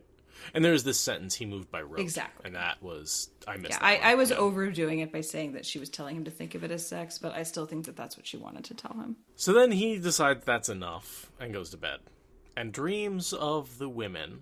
When it comes to dreams, a man just naturally lacked the sense to pour water out of a boot. And his dreams would have been pleasant, except they involved Aes Sedai, basically. And so I imagine he's basically having very sexy dreams, except he doesn't want to be having sexy dreams about Aes Sedai. Agreed. And that's bothering him. Yeah. Yeah. And he's like, ugh, my subconscious is such a moron. Right. Why are we attracted to the people we're attracted to? And given Matt's obsession with boots, I think that was a very apt analogy, metaphor. I hadn't thought of that, but you're totally right. No, that's a Matt good one. tends to view the world through the boot lens, for sure. Naturally lack the sense for water. So he's just like, oh, stick my foot in a soaking wet boot. Oh, I always with a I always sock. thought there was an old insult that call somebody's so stupid they couldn't pour water out of a boot if the instructions were on the bottom. If the instructions I didn't are know on the the end of bottom. that. That's I've good. never heard that before. I've heard the beginning, but not the end. That sounds like a military saying to me. Could be. I mean, I heard it in Canada of all places. No. Canada. But it would be better if that ended with if the instructions were written on the bottom. I happen to like that one. Yeah. Yeah, no, that was good. So the next day, Vannon... I also didn't really understand this sentence. The next day had to be better, he thought, especially when Dawn found Vannon in the loft asleep on his saddle. How is he in the loft on his saddle? Isn't the saddle on the horse? Or does the man literally take the saddle, put it on the fucking ground, and fall asleep in it sitting up? And that's how he sleeps. Because Vannon lives... No, I think I think he's he's using it as a pillow. Yeah, I think he's using it to sleep on. Oh! Pillow. Okay. I'm trying... Like, I'm imagining Vannon, like, putting the saddle on a hay bale, straddling it, and falling asleep, like, upright, like he was sleeping in the saddle on the road. And, like, that's the only way You know, like an old man... Like, you ever know one of those old dudes who, like, can't fall asleep anywhere except in his lazy boy in front of the TV? Yeah. Yeah. I kind of imagine being Van in that, like, he can only fall asleep in the saddle. Or how parents of infants will sometimes let their infant sleep in the car seat because they fell asleep and they don't want to wake him up. Totally. So Van just he sleeps better in his car seat. His horse seat. Yeah. You know? Totally. I do wonder though at like Vannon took his horse okay, my back, bad. but like kept his saddle there. The horse, you undo the saddle at night. You don't want the horse to have the saddle on it all night. Right. Right? So you take it off and you use it as a pillow. Yeah. Right. But Vannon The horse is just down. Right, but Vannon rode his horse back to the camp, right? Mm-hmm. Oh, or did he sneak back on foot? He I'm sure he rode in. I'm sure he rode in. Vannon doesn't get off his horse. So he snuck back with just his Oh no! So you think he snuck a horse out and back? Yeah. He went and spied. He snuck in. Okay, all right. And Cool. then snuck back. And always on the horse. He never got off the horse until he stabled it and then took the saddle off. Yeah. And Okay. used it as a pillow. Yeah.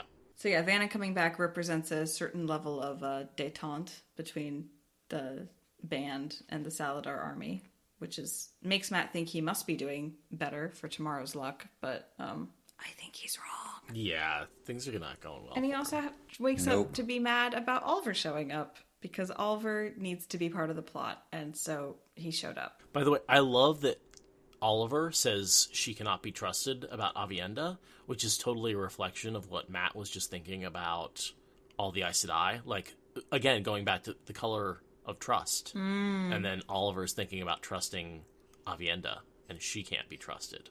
And how that is how death happened with his family. Yeah.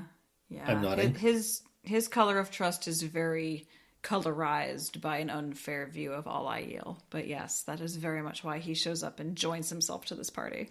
In the same way that Matt's view of Aes Sedai is unfairly colored. You know, I feel like there's these parallels here Well, I mean, between Matt and Oliver Oliver. definitely is learning from Matt, and he already had that bias pre-built. So, yeah, that makes sense. So Vannon comes back and reports. He reports that Nynaeve is the one who healed Suan and Leanne, which explains some of Matt's incredulity the previous night. He's like, "You're still dead," and he's like, "Nope. Oh God, Nynaeve did it." Oh, Yeah, she's going to God, be I'm not gonna even be able to more live with stuck her. up than ever. More insufferable. Which is right? a little bit unfair of him, but also, like, Nynaeve kind of deserves it a little bit. Oh yeah, totally. She solved a problem no one has ever been able to solve. Yeah, and she does have certain arrogance issues that, Matt might be misattributing them, but they are not invalid criticisms of her behavior. And we get Matt's really, really precise analysis of Gareth Bryn. And what's interesting is he says, "Oh, add in the foodstuffs Vannon saw being wrapped." Well, that prep was something that Egwene did but it doesn't mean anything until Matt shows up, and then she's able to use Matt to actually get them to move. And there's this interesting, like, she's prepping the move, and he's like, oh, that means they're going to move, but they're not going to move until he shows up. He's the catalyst that causes that to happen. I'm no bloody catalyst. Going back to Nynaeve for a second, I'm just thinking about it. You mentioned that she has these arrogance issues, and it always makes me think back to her situation, her environment in the very beginning, when she was this young, attractive woman in a position of power, where the women all thought that she was too young, and the men thought that she was too young, and they didn't respect her, and so she had to project her own importance of her position in order to get people to respect the position and respect her authority. So it makes me wonder if her this large opinion of herself that she has, being I'm the wisdom, is as much arrogance as it is there's a respect due to this office that I need to make sure that people have, otherwise I will not be effective in my position. And Matt, being a young child under that learning curve for her, sees nothing but the worst of what she's projecting and has no empathy. Exactly. He just sees her yelling at everybody. He just sees her yelling, yeah. I'm the wisdom, and thumping Senbui with her stick. Right. Yeah, but Senbui's being a disrespectful idiot and needs to get a thumping because he's treating her like crap, right. And like, but maybe he missed that part of the arc. He was 9 the first time he saw that happen, probably, Right. Well, maybe not. She's pretty young, but the point stands. He has as much maturing to do in that interval. So Matt and Nynaeve both really don't see the growth that each other have had to go through since leaving the Two Rivers. That's something that they share in common. So I think is exactly what I said about Rand and Egwene's confrontation in one of the previous chapters, where they both were just treating the other one like the Two Rivers, him the sheep herder and her the villager's daughter, instead of, who they've become over the past. He's become a king, and she's become essentially a wise one at that point. Yeah. Right. So, they really they had to learn how to respect each other all over again, and not assume that the other person, I've changed so much, why can't that person respect me? That sheep herder. Right. It's like, wait a minute. If you've changed, then they've changed. They need to see each other as their friends in their friend's new role. Yes, right, exactly. Right. It's like when you go to your high school reunion and your friend's like a judge or like a doctor, and you're like, wait, you? Shit, you're the person responsible for things? No, that's not right. We did things together. That's not right. Yeah, I mean, I've thought about this before because I'm old enough that technically some of my friends could theoretically be Congress people or the president, and I'm like, I don't want to think that. I don't want somebody who I went to high school with to be leading the country. Are you crazy? They're a bunch of idiots. What's even weirder is when it's like people younger than you, like becoming world leaders or country leaders, and you're like, dude, you're in your 30s, man. Like, I was doing stupid stuff when you were in diapers. Right.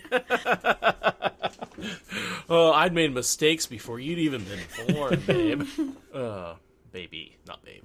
Yes. Baby. So, let's move forward. Another nice little nod here is that the worst kind of trouble Matt could imagine, short of finding one of the Forsaken across the table from him. Or dancing in the streets with him. Yeah. Not to put a fine point on it. Yeah. And Trollocs bursting down the door, or Shan invading while you get trapped under a collapsing building. Yep. Those are bad things too, but I mean, he was just dancing with a Forsaken. Yeah. And again, that brings back to the chapter header, right? This the Forsaken banner. And it's just Jordan being like, Halim is a Forsaken, Halim is a Forsaken. Like, as subtly as he does it over and over. Right, and over Matt is confident that he knows what he knows, and he knows who his enemies are and where the hazards are. And no, you don't, Matt. You have no idea. You are so overconfident. Your trust in your own reads of this situation is so wrong. Super Sky like saying he does sit in the same room as Semrog and Ebudar. Oh, yeah. Yeah, he keeps looking at Anath being like, what is with this chick? And it's like, she's a Forsaken! The next thing I have is Delana trying to bully him into bonding. And we talked a little bit about that earlier, just how much that would have been a mistake, because being bonded to a Forsaken who can compel you through the bond... Even being bonded to a Dark Friend. Yeah, just a regular run-of-the-mill Black Aja would be bad. But she's at the command of Halima, so essentially... Yes. Who do you think the other 3 offers are? Because we only get Halima, or Delana, and Morel's offers, but he says that there were 5. I have no guesses. Could be just any unnamed Aes Sedai. I mean, obviously it's unnamed Aes Sedai, but I'm like, do you have any thoughts about who would be the most likely to try to capture Matt Cawthon in that opportunity? I don't know. I don't know. For all the POVs that we get, if there are 300 Aes Sedai in Saladar, we only know a few dozen of them. Yeah, 20, 30 pops. There's so many who we just have no recollection. Out of the 150. Maybe Sheriam? And when we're given 0 clues. Yeah, well, see, that's why, so Super Sky, in the chat is saying maybe Shiriam, and that's kind of what my first thought was that maybe every offer aside from Morel was from a Black Sister. And it was all various attempts to get him under, dark control, and Morel, being the green that she is, was the only legitimate actual this is a good idea because warder bonds are awesome offer, and everything else was nefarious. My pushback by that is he noticed how out of character Delana's offer was, and I would think the Blacks would be more insistent. So maybe they're all benign in good faith except for Delana, and Morel is just so that was my spicy thinking. that she stands out also. And we need to establish her as the whole Lan Moraine or Nynaeve thing, so yeah, that makes more sense. But that was my first thought, so I wanted to know if you guys had any candidates or thoughts. Well, I wonder if it's some of the other leadership. I think was it Anaya who had taken in one of the previous chapters. Anaya had taken Nicola and to see him and show that she could manifest the talent of seeing Ta'veren. I'm trying to think of what leadership Aes Sedai don't have orders. Well, if they're green, it doesn't matter. Yeah. If they're green, it doesn't matter, but the blues, it does. I think neither Ramonda or Lelaine has a warder. They're both... I thought the yellow had one. Maybe, but they're both so older and dignified with their leadership. I don't think they'd want a young rapscallion. But maybe one of their lackeys, one of the younger, the 2 young sitters maybe, could be ordered by Ramonda or Lelaine to try to ensnare the Ta'veren. So Lelaine is blue and has a warder. Ramonda's yellow. Yellow. I don't think she has a warder. So Ramonda could potentially be... It would have been one of their minions. Neither of them would have had the energy to deal with Matt directly. But someone like Faecella, right? Just you barely deserve to be in the hall, much less a sitter. I guess that's actually sort of synonymous. That's not a great comparison. But still, sort of just a by-the-by point. Anyway, moving on. So then after cooling his heels for 48 hours, he gets a immediate summons to the Amerlin seat. Yeah, you will present yourself before the Amerlin seat at once. And I think this is a little bit of I think this is a little bit of Egwene just not necessarily being in that much of a power position. That she is sort of forced to be formal all the time, because if anyone sees her as informal, it will undercut her position. And, Matt is very insulted. It's why didn't he say hello? I passed him just a minute ago. And it's dude, she's falling out of a tree. Give her a break. Yeah. Don't stand on formality when she is surrounded by sharks and not being super nice to you right now. Yeah, I don't think she meant to insult him at all. I think it's just a byproduct of her larger struggles with the Aes Sedai hierarchy. Totally agree. And also, I think her invitation is, hey, I would like Matt to come visit me, and that gets sent that gets put through a sitter who talks to a novice and is said, summon Matt. I don't even know if it went through now. A sitter. I think it just went through a really enthusiastic accepted or novice. Gotcha. I don't think it had to go through a sitter, but the thing where Matt motioned her to lead and she seems to like doing it, I suspect that the novice may have... Also, there's the whole thing where he's a general and Egwene has to project formality to the general for the benefit of the Saladar Six. Right. So there's that too.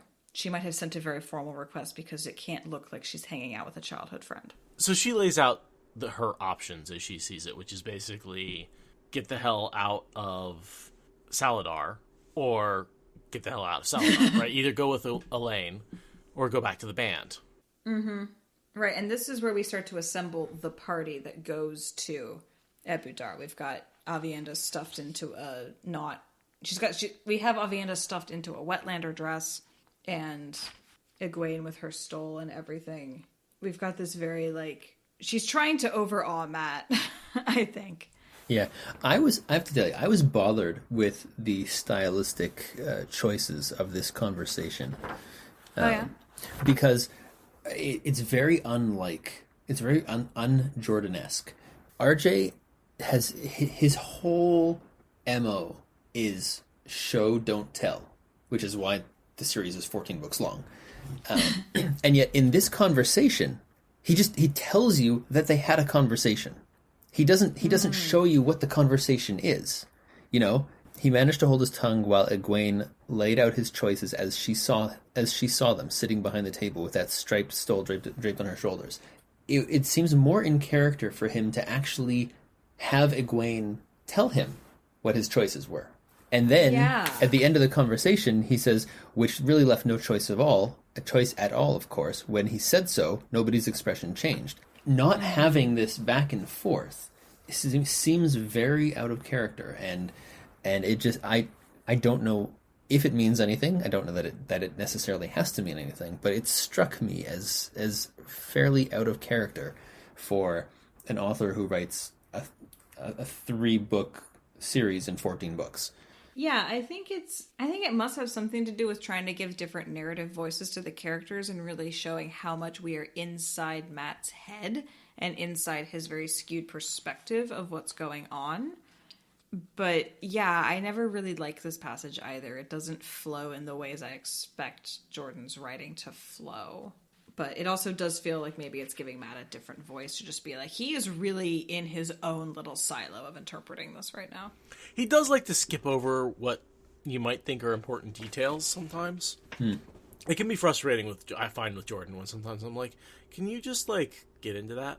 I mean, Rhea, your point is kind of well taken. Looking at it from Matt's perspective, trying to go through all this as a blur, as him mentally processing it rather than actually experiencing what's happening, that could be what he's trying to accomplish here.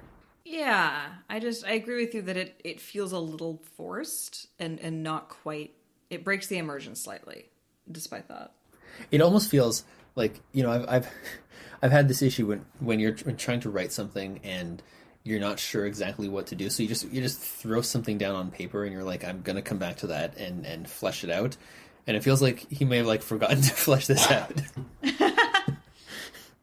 Which, yeah, I'm sure he didn't. But, you know, it has that kind of feel to it to me.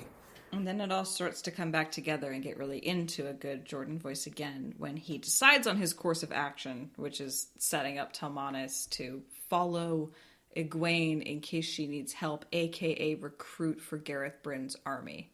The voice kind of resolves back into Jordan's voice once he, like, knows what he wants out of the situation and isn't just in a blur, like you said. And this is the introduction of Lopen. And Narim. No, Is Narim's this been first around. Crap, I can never keep them Narim's straight. been around. But now it's like Nelisian is sending Lopen. Talmanes is sending... No, because Nelisian's bringing Lopen. Yeah. And Talmanes is staying behind but sending Narim. And isn't it... Which one doesn't Lopen get his throat torn out by the golem? Yes. Because he had only just recovered from Nelisian's death when that happens. And that's the double tragedy. Right. Because Narim is not nearly as ripped up over Nelisian's death because that wasn't his charge, right? So yeah, it's Lopen who gets... Oh, that's so sad. So, yeah.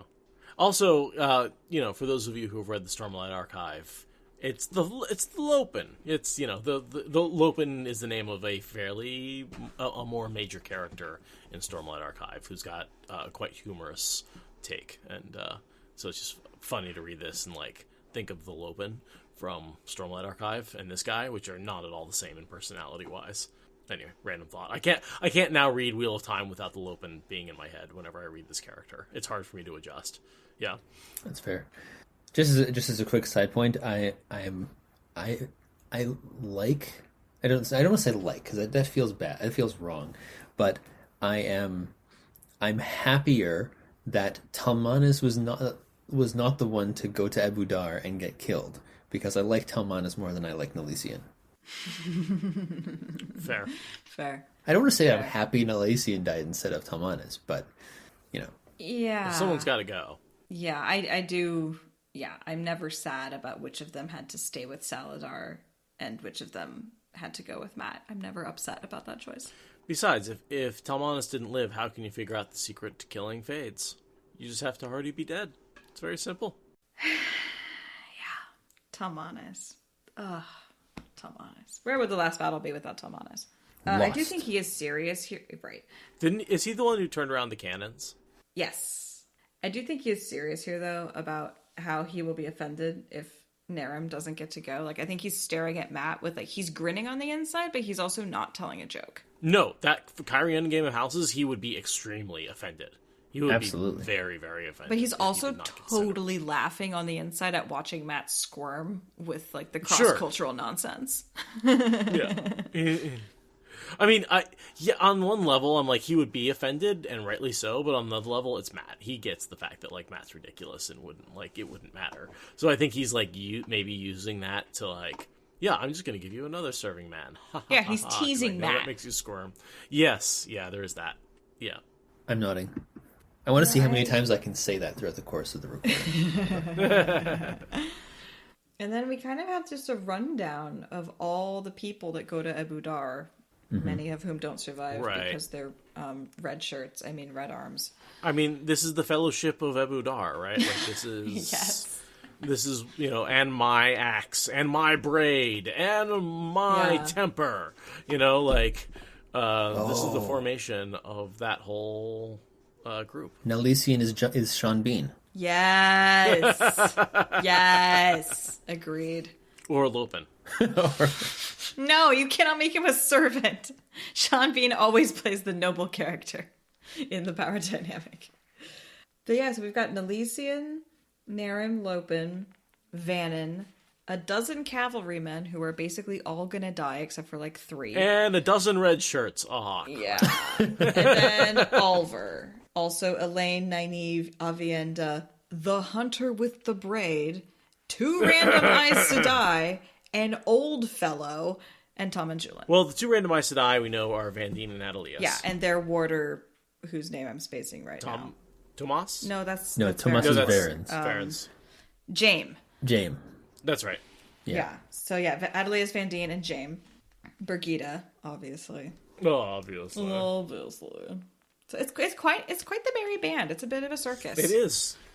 Yeah, it's not the smallest group that has ever taken off, but these all, pretty much every one of these characters, because we spent so long in Abu Dar with them, become very significant and very well defined. I think a few of the Red Arms who survive end up getting names and bigger arcs in, like, I think Hinder's Tap, the one that Matt goes back for, is one of the Red Arms that survives Abu Dar, who I'm forgetting his name now, but, like, that's a pretty big part of the Hinder's Tap arc, and that's one of these dozen Red Arms, red shirts. Delarn. Yeah, I'm pretty sure Delarn... Thank you, Super Skylick. I'm pretty sure Delarn is... Matt goes back partially because he survived Abu Dar, which most of them don't. Yeah, the golem takes a toll. Oof. Plus the Mogadeen Balefire takes out 6 on the boat. Oh, yeah. Yeah. And the Shanshan invasion, do any of die in that? I think he sends most of them with everyone through the gateway. Gotcha. I think the vast majority of the deaths happen between the Balefire and the Golem, but there might be 1 or 2 others that die along the way elsewhere. Sorry, random red shirts. I don't know all your names. That sounds accurate. We're going on an adventure, and some of you may die along the way. What fun! And then at the end of this paragraph, we have Matt thinking that this is going to be safer for Alvar than staying with the Saladar eyes to die. Yeah. I mean, in Alvar's case, that's true, but Yeah, I gotta wonder, like, actually, I gotta say, being in the Aes Sedai rebel camp turns out to be one of the safer places. Well, they do have that one bubble of evil that's really, really bad. That's true. The Shan-Chan invasion is a really interesting Russian roulette of death and benevolence. But I'll tell you what, like, recruitment into Gareth Britain's Aes Sedai army, not a bad place to be before the last battle. Yeah. That's true. It's funny how Matt's battle genius doesn't transfer to other areas. Like, you'd think somebody who knows how to plan a battle and to think of all the possible contingencies and ways that things could go wrong, when planning these little side trips, you'd think he'd learn to be skeptical about how easy things seem to be. Like when when Rand tells him it's going to be an easy trip, maybe 50 Aes Sedai and a few hundred soldiers. Like, do you think maybe you should be skeptical? Like, are you sure? Where are you getting this information from? Like, like, and then this trip to Abu Dar, it's only going to take a couple of days. Like, why would he assume, like, best case scenario? That's a really good question. I think because he doesn't think of them as battles. He's being Matt as opposed to being the battle leader, and there's something about being in battle that does, like, it's like it flips master a switch. Battles. It does. It flips a switch, and if he was able to make that adjustment and, like, apply that knowledge to his everyday life, like, and play stones the way, like, Morghese and Gareth Bryn and Pedro Nile do, like, he would have much more success in his day-to-day life. He'd be way too OP. He's already OP. Yeah, he's pretty OP. So, yeah, that makes sense. But yeah, it's hilarious to watch him fumble at everything except life or death situations. That's a good valid point. I like that we learned that Julian didn't talk to Matt because Nynaeve threatened to punch him. And he's like, yeah, that did it. I'm not going to fucking risk that. Like, yeah, I see you limping around with a fucking knot in your hip. Like, I am not. I have no plans on crossing her. Yeah. I feel bad for this vision of Julian. He seems so... I mean, the description of him being, like, a far cry from the man Matt had known in Tyr. I'm just like... Julian, are you sure about your life choices? Like, do you still have to be here? Because you don't look like I you're think the having compulsion fun. really fucked him up. I really do. Like, Leandrin and company messed with his head and made him betray these people, and he never really... Like, he lost trust in his own head. And that's where... I don't think it's the girls doing this. I think it's the compulsion. That he kind of lost trust in his own... The lingering trauma of knowing he was compulsed. Yep, totally. And, like, doing things that he didn't want to do. Because he's a really honorable guy. Like, Totally Matt and honorable. Tom levels of honorable. So that would give him decades of issues with himself. All sorts of Yeah, compulsions, no, I never thought about how much he carries trauma from that. But that makes way more sense than thinking Nynaeve is actually physically intimidating him that regularly. Yeah, I mean, well, just imagine that you can't trust your own decisions. Right. Yeah. You're going to do whatever Nynaeve tells you to do. Especially after betraying them once. Like that, if nothing else, not even his own trust, he feels this sense of immense guilt for having betrayed them. And so feels like he has to do what they say. Just to make up for their incredible betrayal that they went through. Yeah. Like his honor, his Ji'ito, if let's use that term, right? Like Yeah. He has toe he cannot possibly discharge. Cannot possibly. I mean, if you discharge, look at it this way, like in their previous travels, there were times where he and Tom disobeyed orders, like to not follow them into town, that kind of thing. So it's not like he is completely unable to disregard what they say, but in a situation when he knows that this is in their best interest, he can ignore her. But when it's not, he doesn't trust himself he doesn't trust himself enough to go against what she wants. Yeah. I just wonder why he doesn't run away and get some therapy and, like, crawl into the bottom of a bottle and just deal with that. Like, I just wonder why he sticks with people who are so unappreciative of his attempts to meet To. he feels like his job is to protect their life, no matter what. Was it Lan or Rand who made him go with them in the beginning? Rand. So That's I think. No, Lan. It was Lan. Rand sends Tom. Right, Rand sends Tom, Lan sends Julian. so he probably feels a sense of responsibility, like until I see you safely back to Lan, my job ain't done. Especially with Nynaeve, right? Yeah. Lan sent him to protect Nynaeve particularly, and then he betrayed her? No, he Well, betrayed her first, before. I guess. Yeah. Right. But then, like, so double whammy. Yeah, it's a Sense double of betrayal. He betrayed her, plus he's promised Lan to take care of her. Yeah. He's going to do what she says. Plus, he's worried she's going to punch him in the eye again. Yeah, well, that part he could walk away from, but you guys are convincing Right. me that he feels compelled to stay within punching range. Yep. Which is a bummer, but also... And I think of that as, like... It's like when the guy's like, oh, I can't go out. My wife says I don't want to. And she's like, you can go if you want. He's like, no, I don't want to go. You know, like, that's sort of my excuse is like, he's like, I need to protect her. And he's like, do you really have to? Well, she's going to punch me if I don't. And he's like, okay. But it's really like he wants to protect her. He just doesn't want to talk about the honor that, he doesn't want to talk about the betrayal. And so he's like, oh, well, she's going to hurt me. And I'm worried about that. Right. Yeah, no, that's fair. And I'm sure she's got an arm. I'm sure that punch hurts. Oh, yeah. That's not like a powder puff. Absolutely. Stout Two Rivers arms. Hey, pounding herbs, like, that'll give you some forearm power. All that mortar and pestling and stuff. And thumping people with Okay. sticks. Beating Senbui will give you a hell of an arm. The next thing I want to talk about is the letter. Yes, the letter. Tom has read it Mm-hmm. at this point. Does this not count as Matt asking about the letter? Would this not be a time for Tom to reveal the contents? But he hasn't puzzled out what it means yet. I think that's why he doesn't share yet, is because he's read the words, No, but 'cause he hasn't put together what actually she means. He didn't ask what was in the letter. He said, I hope it was good news. Oh, that's true. That's true. So that was my other argument. Is it doesn't seem like it's very Aes Sedai terminology. He doesn't ask about it. Right. He comments on it. Yeah, he's like, and I think he was only commenting on it because he felt bad that he thought that he was, he thought that he had hurt Tom's feelings. Right. He doesn't...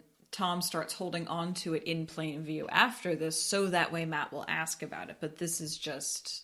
Yeah, because he feels bad. So it's not really about the letter. It's about the conversation around the letter. Mm-hmm. And then, of course, there's this quote, which is about Moraine. Often you don't know whether a woman is a friend, enemy, or lover until it is too late. Sometimes she is all three. Yeah, he's got the hots for Moraine. On a reread, Oh, it's yeah. like, oh, yeah, your loins are ablazing. Dearest Tom. My dearest Tom. That's how she opens the letter. Yeah, the thirst is real. And he's like, ooh. And he's, he's an old man. He's okay waiting him a couple of months, Yeah, they're remarkably close to the same age, and they've both been playing games with decades-long plans. Like, he can wait. My guess is he's probably about 10 years older than her. Yeah. That's what I would assume, yeah. Because she's 40, he's 50 to 60. And she's in her 40s. Yeah, she was... 42, I think, is what I came up with. She was 42. She was 42 at the beginning of My Other World. Right. Yeah.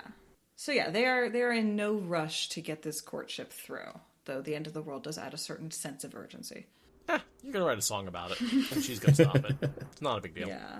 And then we have this cool conversation about Aludra, which is Yeah. surreal, and just references how much Valen Luca is a critical unsung hero in this entire menagerie of circus-etude. Wait, how's Valen Luca a hero here? Because he is the underpinnings of like 3 different plot arcs that barely touch each other. And without him, where would all those different wandering groups have ended up? Somewhere a lot fucking faster. Okay, fair. But still, my point is, Valen Luca didn't even know he was participating in critical build-up to the last battle. He just was doing his thing. Capitalism at its best. Be selfish. This kind of struck me as a bit retconning. Like, it seemed weird that Aludra did not recognize them at all. Didn't it? Well, she chose not to recognize them. Yeah, but would you have come up with that on your own if Tom hadn't said that? Like when it happened, did you say, "Oh yeah, it's totally normal"? When did they meet up again and she didn't recognize This them? was back in Was it Fires? Was it Fires of Heaven, or was it? Yeah, was it's when Elaine and Nynaeve were with the Shadow circus Rising? and hiding from Moghedian. I don't remember which book that's it. It must be Fires of Heaven. Yeah. Oh, and Matt. That's right, because Matt. Sorry, Tom was in the circus with them and saw Eludra, but she didn't recognize him. I would assume that Eludra was mostly obsessed with Matt, and Matt wasn't there, right? The second time? Well, I don't think she was obsessed with Matt. I think she just Or more... happened to notice that she maybe ran into Tom once, but had zero reason to reconnect and chose not to. I don't think she didn't recognize him. I think she chose not to re-engage because the one time she met him was that weird night in the barn. When he saved her life. Yeah. But Sakan, I get that this is a bit of a retcon, that maybe someone pointed out that, like, why the hell did Eludra not recognize this really distinctive white-haired mustached gleeman who saved her life once? You think she would. And maybe Jordan was like, oh, yeah, that's probably a mistake. I should probably explain that. I'll do it with a story from Tom. Right. I Like can even, see where even that's a like bit of a retcon. even like just like a glimmer of recognition, even if she didn't want to say anything. You know, there's always something in the eyes when you see somebody you know. No, I mean, he says that she did recognize him. He says not that she failed to recognize me. But I mean, in the books, like, they don't... I don't think there's any actual contact between them, even though they're in the same menagerie for quite some time. Yeah, I agree. It does feel like maybe Harriet or somebody pointed it out after it was too late to go back and actually write a conversation. Right. I agree. It doesn't fit with any other character interactions anywhere in this world to not have a little contact. But I don't know. Eludra's also like an insane engineer who's on the run for her life with company secrets. So, Right. you know, her circle of trust is incredibly tight, I think. And even someone who saved her life once might not be relied upon to do it again. And again, she mostly thought that was Matt. And she mostly thought it was Matt. Tom mostly didn't get in the way of Matt doing the thing. So. He threw some knives. And tossed Matt's staff down to him. Right. But yeah, Valen Luca he has no idea how important he is. And that's a different part of being part of contributing to the Fireflies around Rand, is Valen Luca just doing his thing honestly and sincerely. Sincerely is a more accurate word than honestly. Sincerely. That's part of what makes the world go round. That's part of what makes the world worth fighting for, is people like Valen Luca just sincerely being flashy bowerbird idiots all over the world. Yeah. And trying to make money. I mean, that's really... Yeah. Valen Luca's making a dollar, Yeah, right? he's a capitalist bird of paradise, and the world needs him. Okay. Yeah, sure. Maybe. The world needs the people he kept going through the plot. Yes. This world needs him. The wheel needed him. And not just that. It's his business was making people smile. That's what he was making money off of. That's the whole thing about a circus. People go to a circus for the enjoyment. It's like pure, unadulterated enjoyment. Entertainment's important. It's extremely important, especially in a stressful world where the weather is wonky and it's drying up and there's famine and droughts and everything.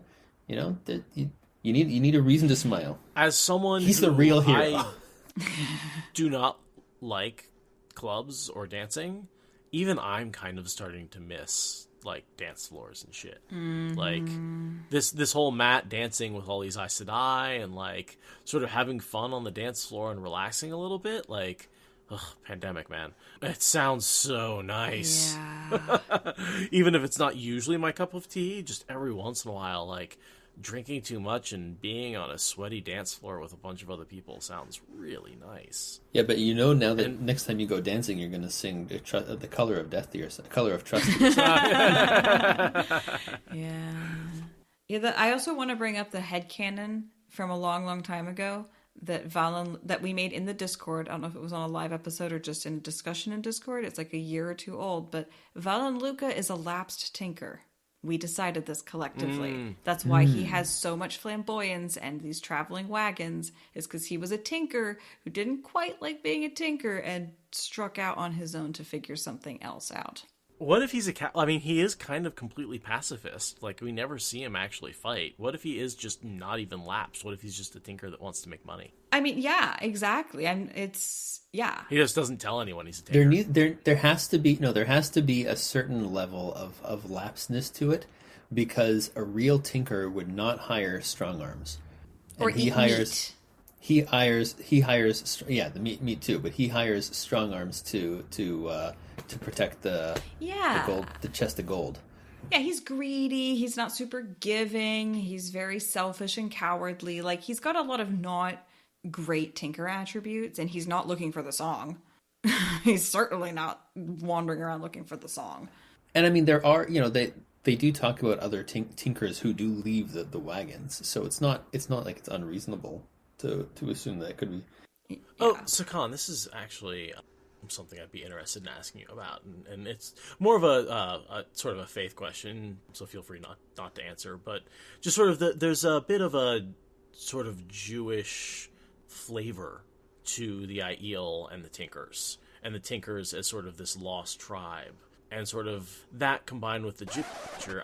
There's some interesting minority crossover going over between I don't really have a question other than, like, it feels a little bit like Val and Luca is someone who's lost the Jewish faith to me, which is sort of a weird crossover and, like, gone deeply into capitalism. I'm not asking this question well. I can see that analogy. Just because, and I don't know enough about the faith and stuff like that, and I was hoping you could fill in the gaps, because I'm fairly certain you do. But there is something about the 13th tribe and Aiel, and then the link to the Tinkers, and then Val and Luca as a lapsed Tinker. And I'm trying to make a connection there and failing desperately. It is a very interesting connection. And I know that we've talked in the past about the Aiel having this very Jewish connection, being in exile, 13 tribes, and lost in the desert, although for more than 40 years, but the long exile. And it's interesting because we typically think of when you think of the tribes in Judaism, we typically think of 12 tribes, but technically there was a 13th tribe. It's just that whenever there were two different ways to count the tribes, and whenever you count it, either one or the other wasn't counted as its own separate tribe. So to try to give a little more context to that, the first way to count is just by counting the sons of Jacob. Jacob had 12 sons. That corresponds to the 12 tribes. However, when it came to dividing up the land of Canaan, that became the kingdom of Israel, when that was divided up into 12 tribal sections, Joseph's two sons each got their own section, but one of Jacob's sons, who became the priestly caste, did not get their own. They did not get their own portion. They had cities scattered throughout the entire land, so that they could administer religiously to the people, but they didn't have their own. They didn't have their own portion. So, if you take everything all combined, then you have 13 tribes, which corresponds to the 12 Aiel clans and the Gen Aiel. And that's something I was sort of familiar with in concept, but not in detail. I'm curious then, is there any way that you can link the Tinkers into the mythology there? The Tinkers are the sort of well, yes and no. I mean, the Tinkers are very closely related to the Gen Aiel. If you go back, the Tinkers were the ones who really kept to their mission. They're the ones who they no, sorry, the Gen Aiel were. The Tinkers left because they thought that their new mission was to find the song, because if they found the song, they could bring back the Age of Legends. And the Gen Aiel, they kept to their mission of staying with the caravans and guarding the Terangriel and all that stuff until the Aes Sedai came back for them, at whatever point that would be. So I see the two of them as very, very similar.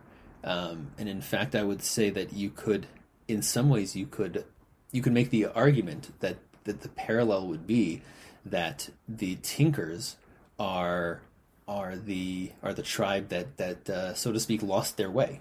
They're the ones who they thought that they were doing the right thing, and they went off and they took it to the extreme and kind of went off the path and stopped following their basic religious observance. Because if you think about it, prior to the breaking, prior to this charge of the Aes Sedai, it was a cultural thing for all the Aiel to be pacifist. The specific charge, the specific duty wasn't to be pacifist. The specific duty was to guard the ter'angreal and the items of power. Well, it was to find a safe place for the items of power. And to keep the way of the leaf. Right.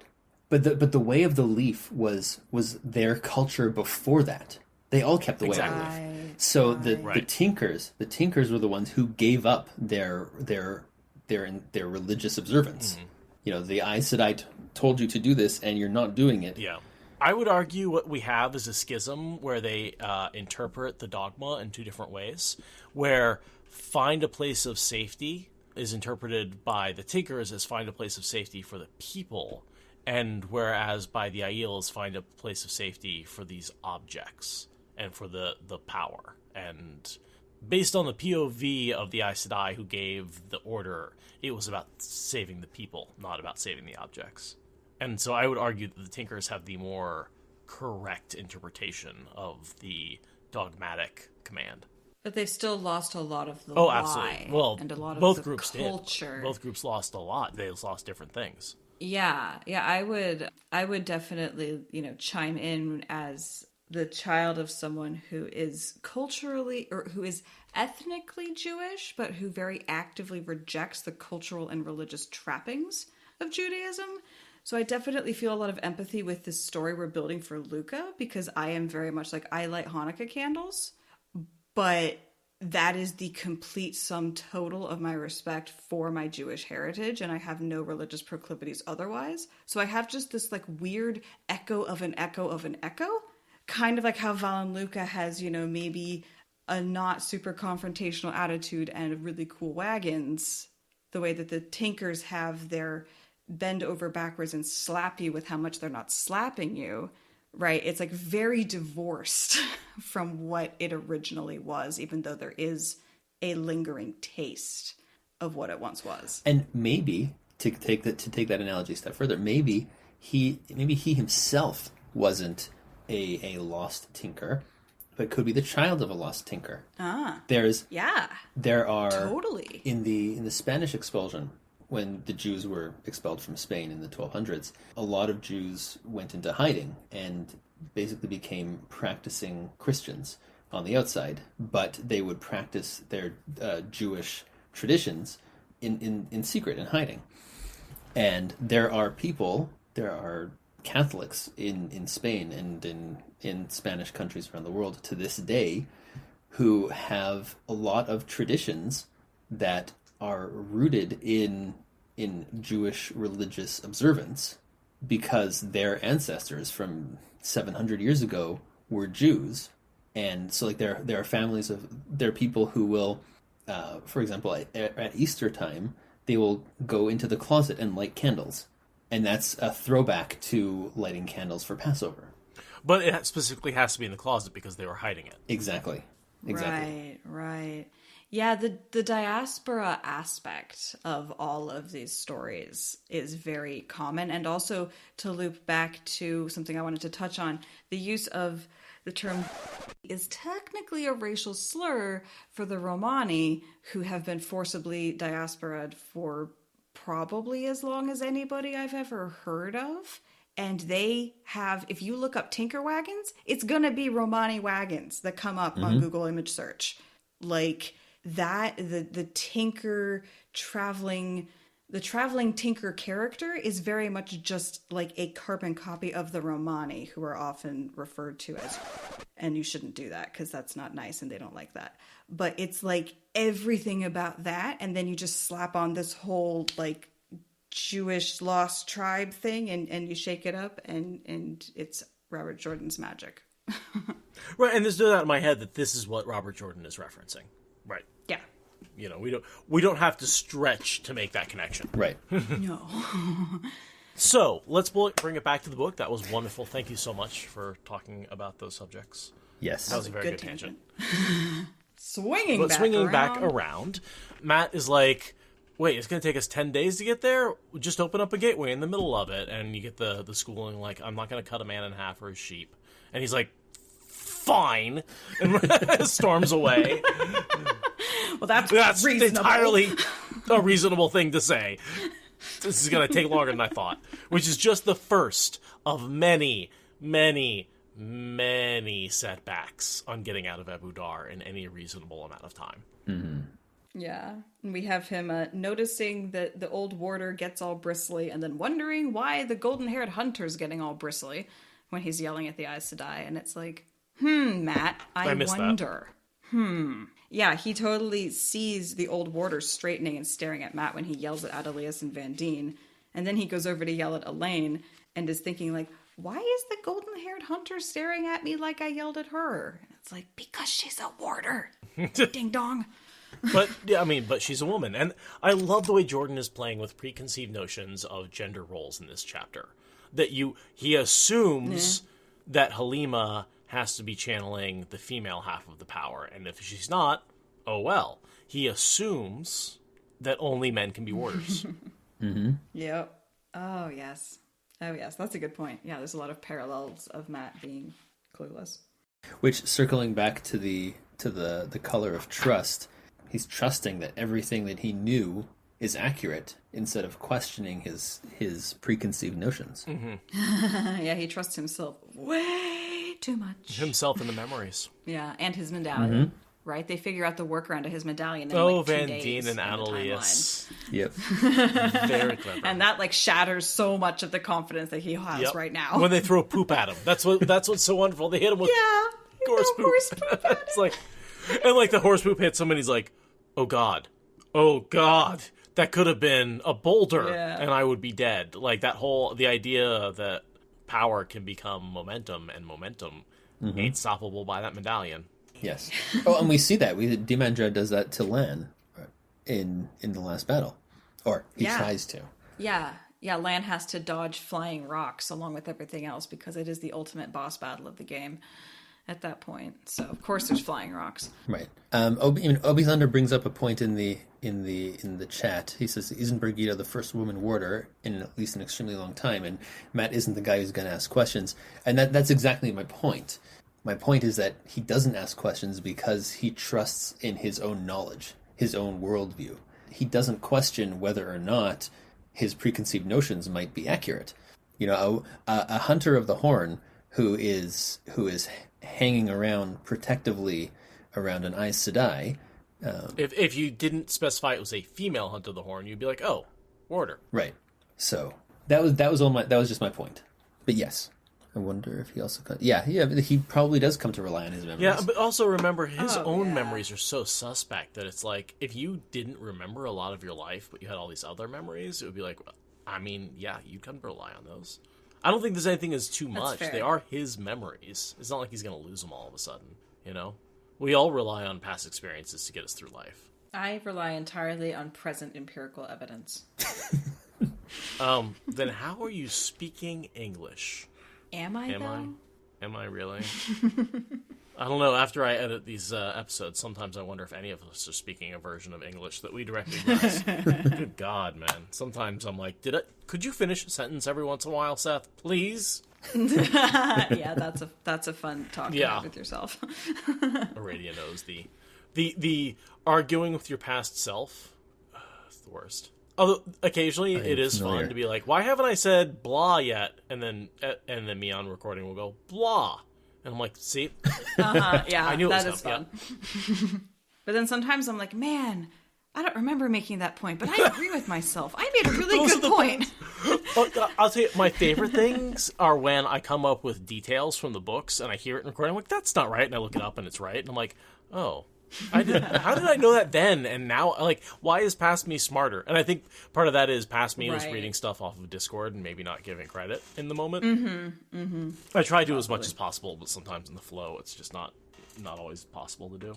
Brains are silly things. They are. And then I like where we go next, where it's this clear demonstration of that Two Rivers, friendship shining through, and then he's like, I'll be damned if I'm gonna let them treat a Two Rivers woman like that. Yeah, I love that. He's like, that goddamn sister bitch. Rah, rah, rah. How dare anyone talk badly about my best friend?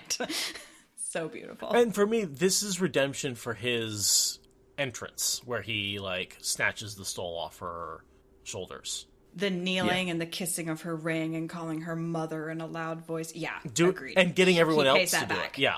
And to be like, listen, I'm sorry that I fucked up and I didn't believe you when I first met you, but now that I know, I am going to do everything I can to reinforce your authority in public, and I would never betray that willingly.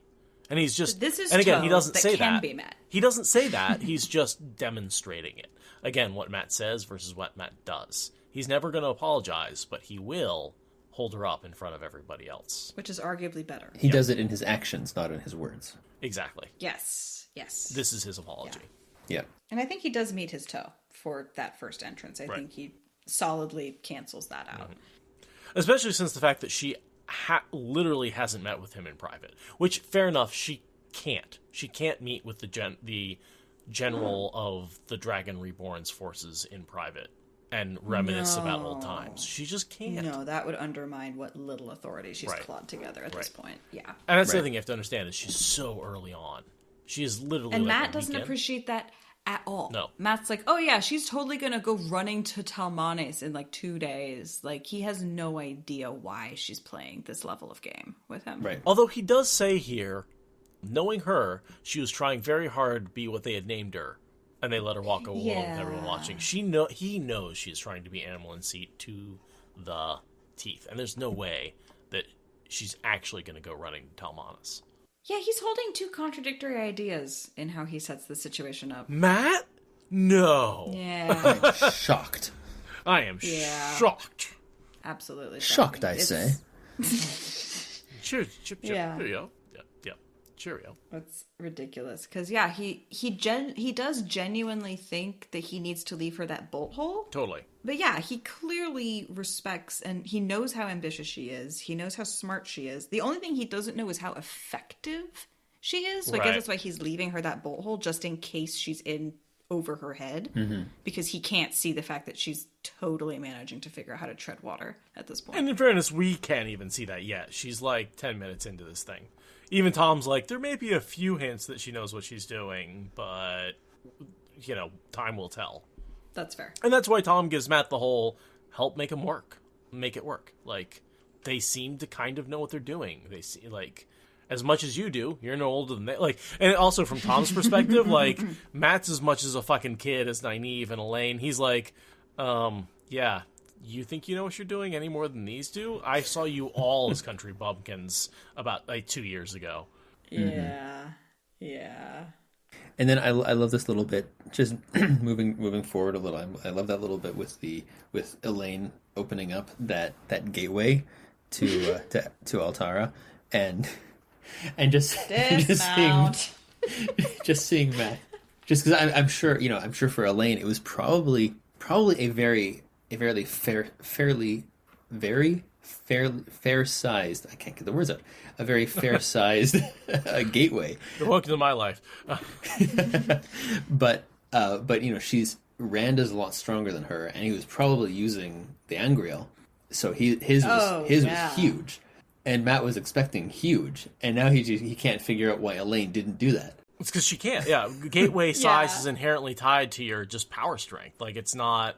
Except for Androl, absolutely. Except for Androl, yeah. Well, Androl, Yeah. the exception that makes the rule. Yes. Yeah, she's so proud of herself for making her biggest gateway ever, and Matt's like not appreciating quite the limits there and thinks it's like a statement, and it just the audiobook, the way that Michael Kramer puts dryness into Matt's line for dismount is just like, I die every time. It's so good. Dismount. She's not going to bother to make a gateway big enough for us, so I guess we got to get off. Yeah, like. But it is the biggest gateway she's ever made. Right. But this is what they do. They assume the other one's being lazy when they're actually doing and working their hardest. And the reverse is true, where it's like, come on, aren't you going to just fucking make the gateway big enough? And it's like, yeah, that was big! That was as big as I could possibly go, you know? I like what how Obi Thunder phrased it. He has no idea he should be impressed. Right. Yeah. Because that's what's happening throughout this chapter and throughout the last few chapters in this timeline, is these characters not understanding what they should be impressed by in each other. Absolutely. Absolutely. They haven't again, talk about growth since the Two Rivers. They don't see the lion on the plain that Tuon sees with Matt. Yes. You know? Exactly. They see him still as, you know, the kitten in the cage. And they've probably also never seen Rand make a gateway, so they don't understand his frame of reference. Right. Oh, yeah. Right. Yeah, because Rand just figured it out, like, not that long ago. Right. So if they had seen Rand's gateway and saw that his was like twice as tall, then somebody might have snapped at him saying, "No, not everybody can make a gateway that big." But nobody's going to say anything because they just assume it's a good-sized gateway because they didn't see anyone who can make one bigger. Like, that is literally the biggest gateway they've ever seen. Yeah. Yeah, this technology is like 2 days old as far as Saladar is concerned. Right. They're probably wondering, why are you mounting your horses?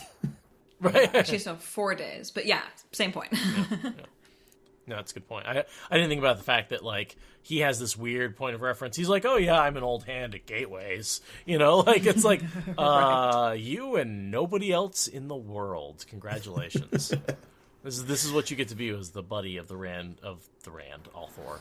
The Dragon Reborn. The Rand. The Rand Reborn. The Rand Reborn. And I love that the two groups have very different opinions of why Matt is going along. Like, oh, yeah. Because Egwene and company take Matt along to separate him from the band and keep him out of trouble. Matt is going along to keep the girls out of trouble. and so, like, yeah, contradiction there. Spoilers, it works both ways. Yeah. Yes.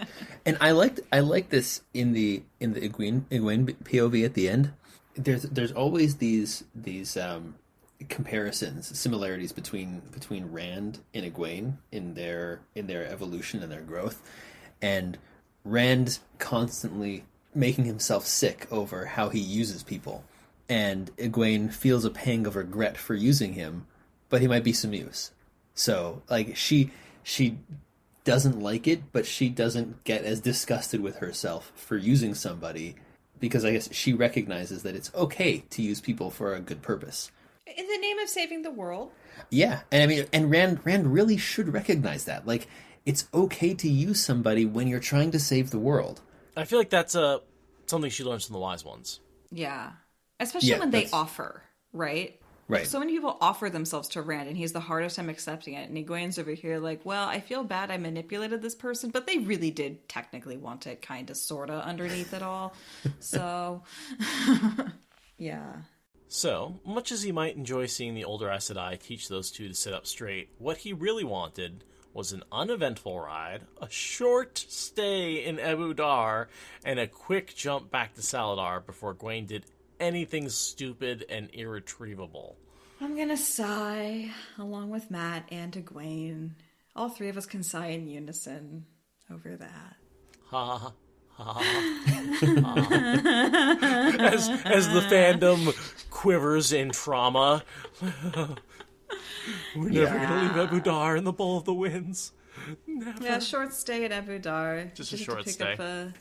Up your future wife, an invasion, a hip injury, a bunch of trauma, a magical ter'angreal. I mean, one or two things. There's literally not going to be a point in this podcast where we're not, like, in Ebu Dar, right? Like, Matt's pretty much in it until the end, and then, like, that's Tuon's seat of power, and there's other characters, yeah. Beslin and stuff, yeah. Is a permanent character. Ebu Dar is now a permanent character in the plot at this point. And because it becomes the capital of Shanshan, it essentially becomes the second most important, behind Camelin, maybe? The second most important city in Randland? Yeah, at least if Tuon gets her way at all. Right. Yeah, that's a good point. Hello, Ebu Dar. I was about to say, Nynaeve, Aradia, would you like Yes. to read from we switched to Egwene's POV. Would you like to read that as a readout? Just read the whole thing? It's, 4 paragraphs? That's fair. That's fair. Yeah, I would actually like to. And it's another one of those transitions where you have, like, the literal sigh. It's kind of like nothing is happening as I expect in The Great Hunt. It's kind of this, Matt sighs, and then we switch to Egwene sighing. Right. Fun. Yeah, and we just get this short POV from Egwene right at the end of the chapter. When the gateway winked out, Egwene sighed. Maybe Elaine and Nynaeve between them could keep Matt from getting into too much trouble. Keeping him out entirely was probably too much to ask. She felt a pang of regret for using him, but he might be some use where he was, and he had to be gotten away from the band.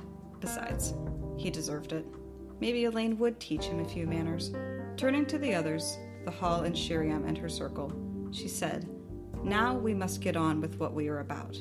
All eyes went to the Cairienin in the dark coat, just now mounting his horse near the trees. Talmanes, Egwene thought Matt had said his name was. She had dared not ask too many questions. He studied them for a moment and shook his head before riding into the forest. "A man who means trouble if ever I saw one," Ramonda said. Lelaine nodded. "It will be well to put miles between ourselves and that sort." Egwene did not let herself smile. Matt's band had served its first purpose, but a great deal depended on exactly what orders Matt had left with this Talmanes. She thought she could depend on Matt in this. Swan had said that man Vannon had rooted out things before she had a chance to put them under his nose, and if she was to come to her senses and run to the band for protection, then the band would have to be close to her. "Shall we go to our horses?" she said. "If we leave now, we should catch up to Lord Bryn well before sunset."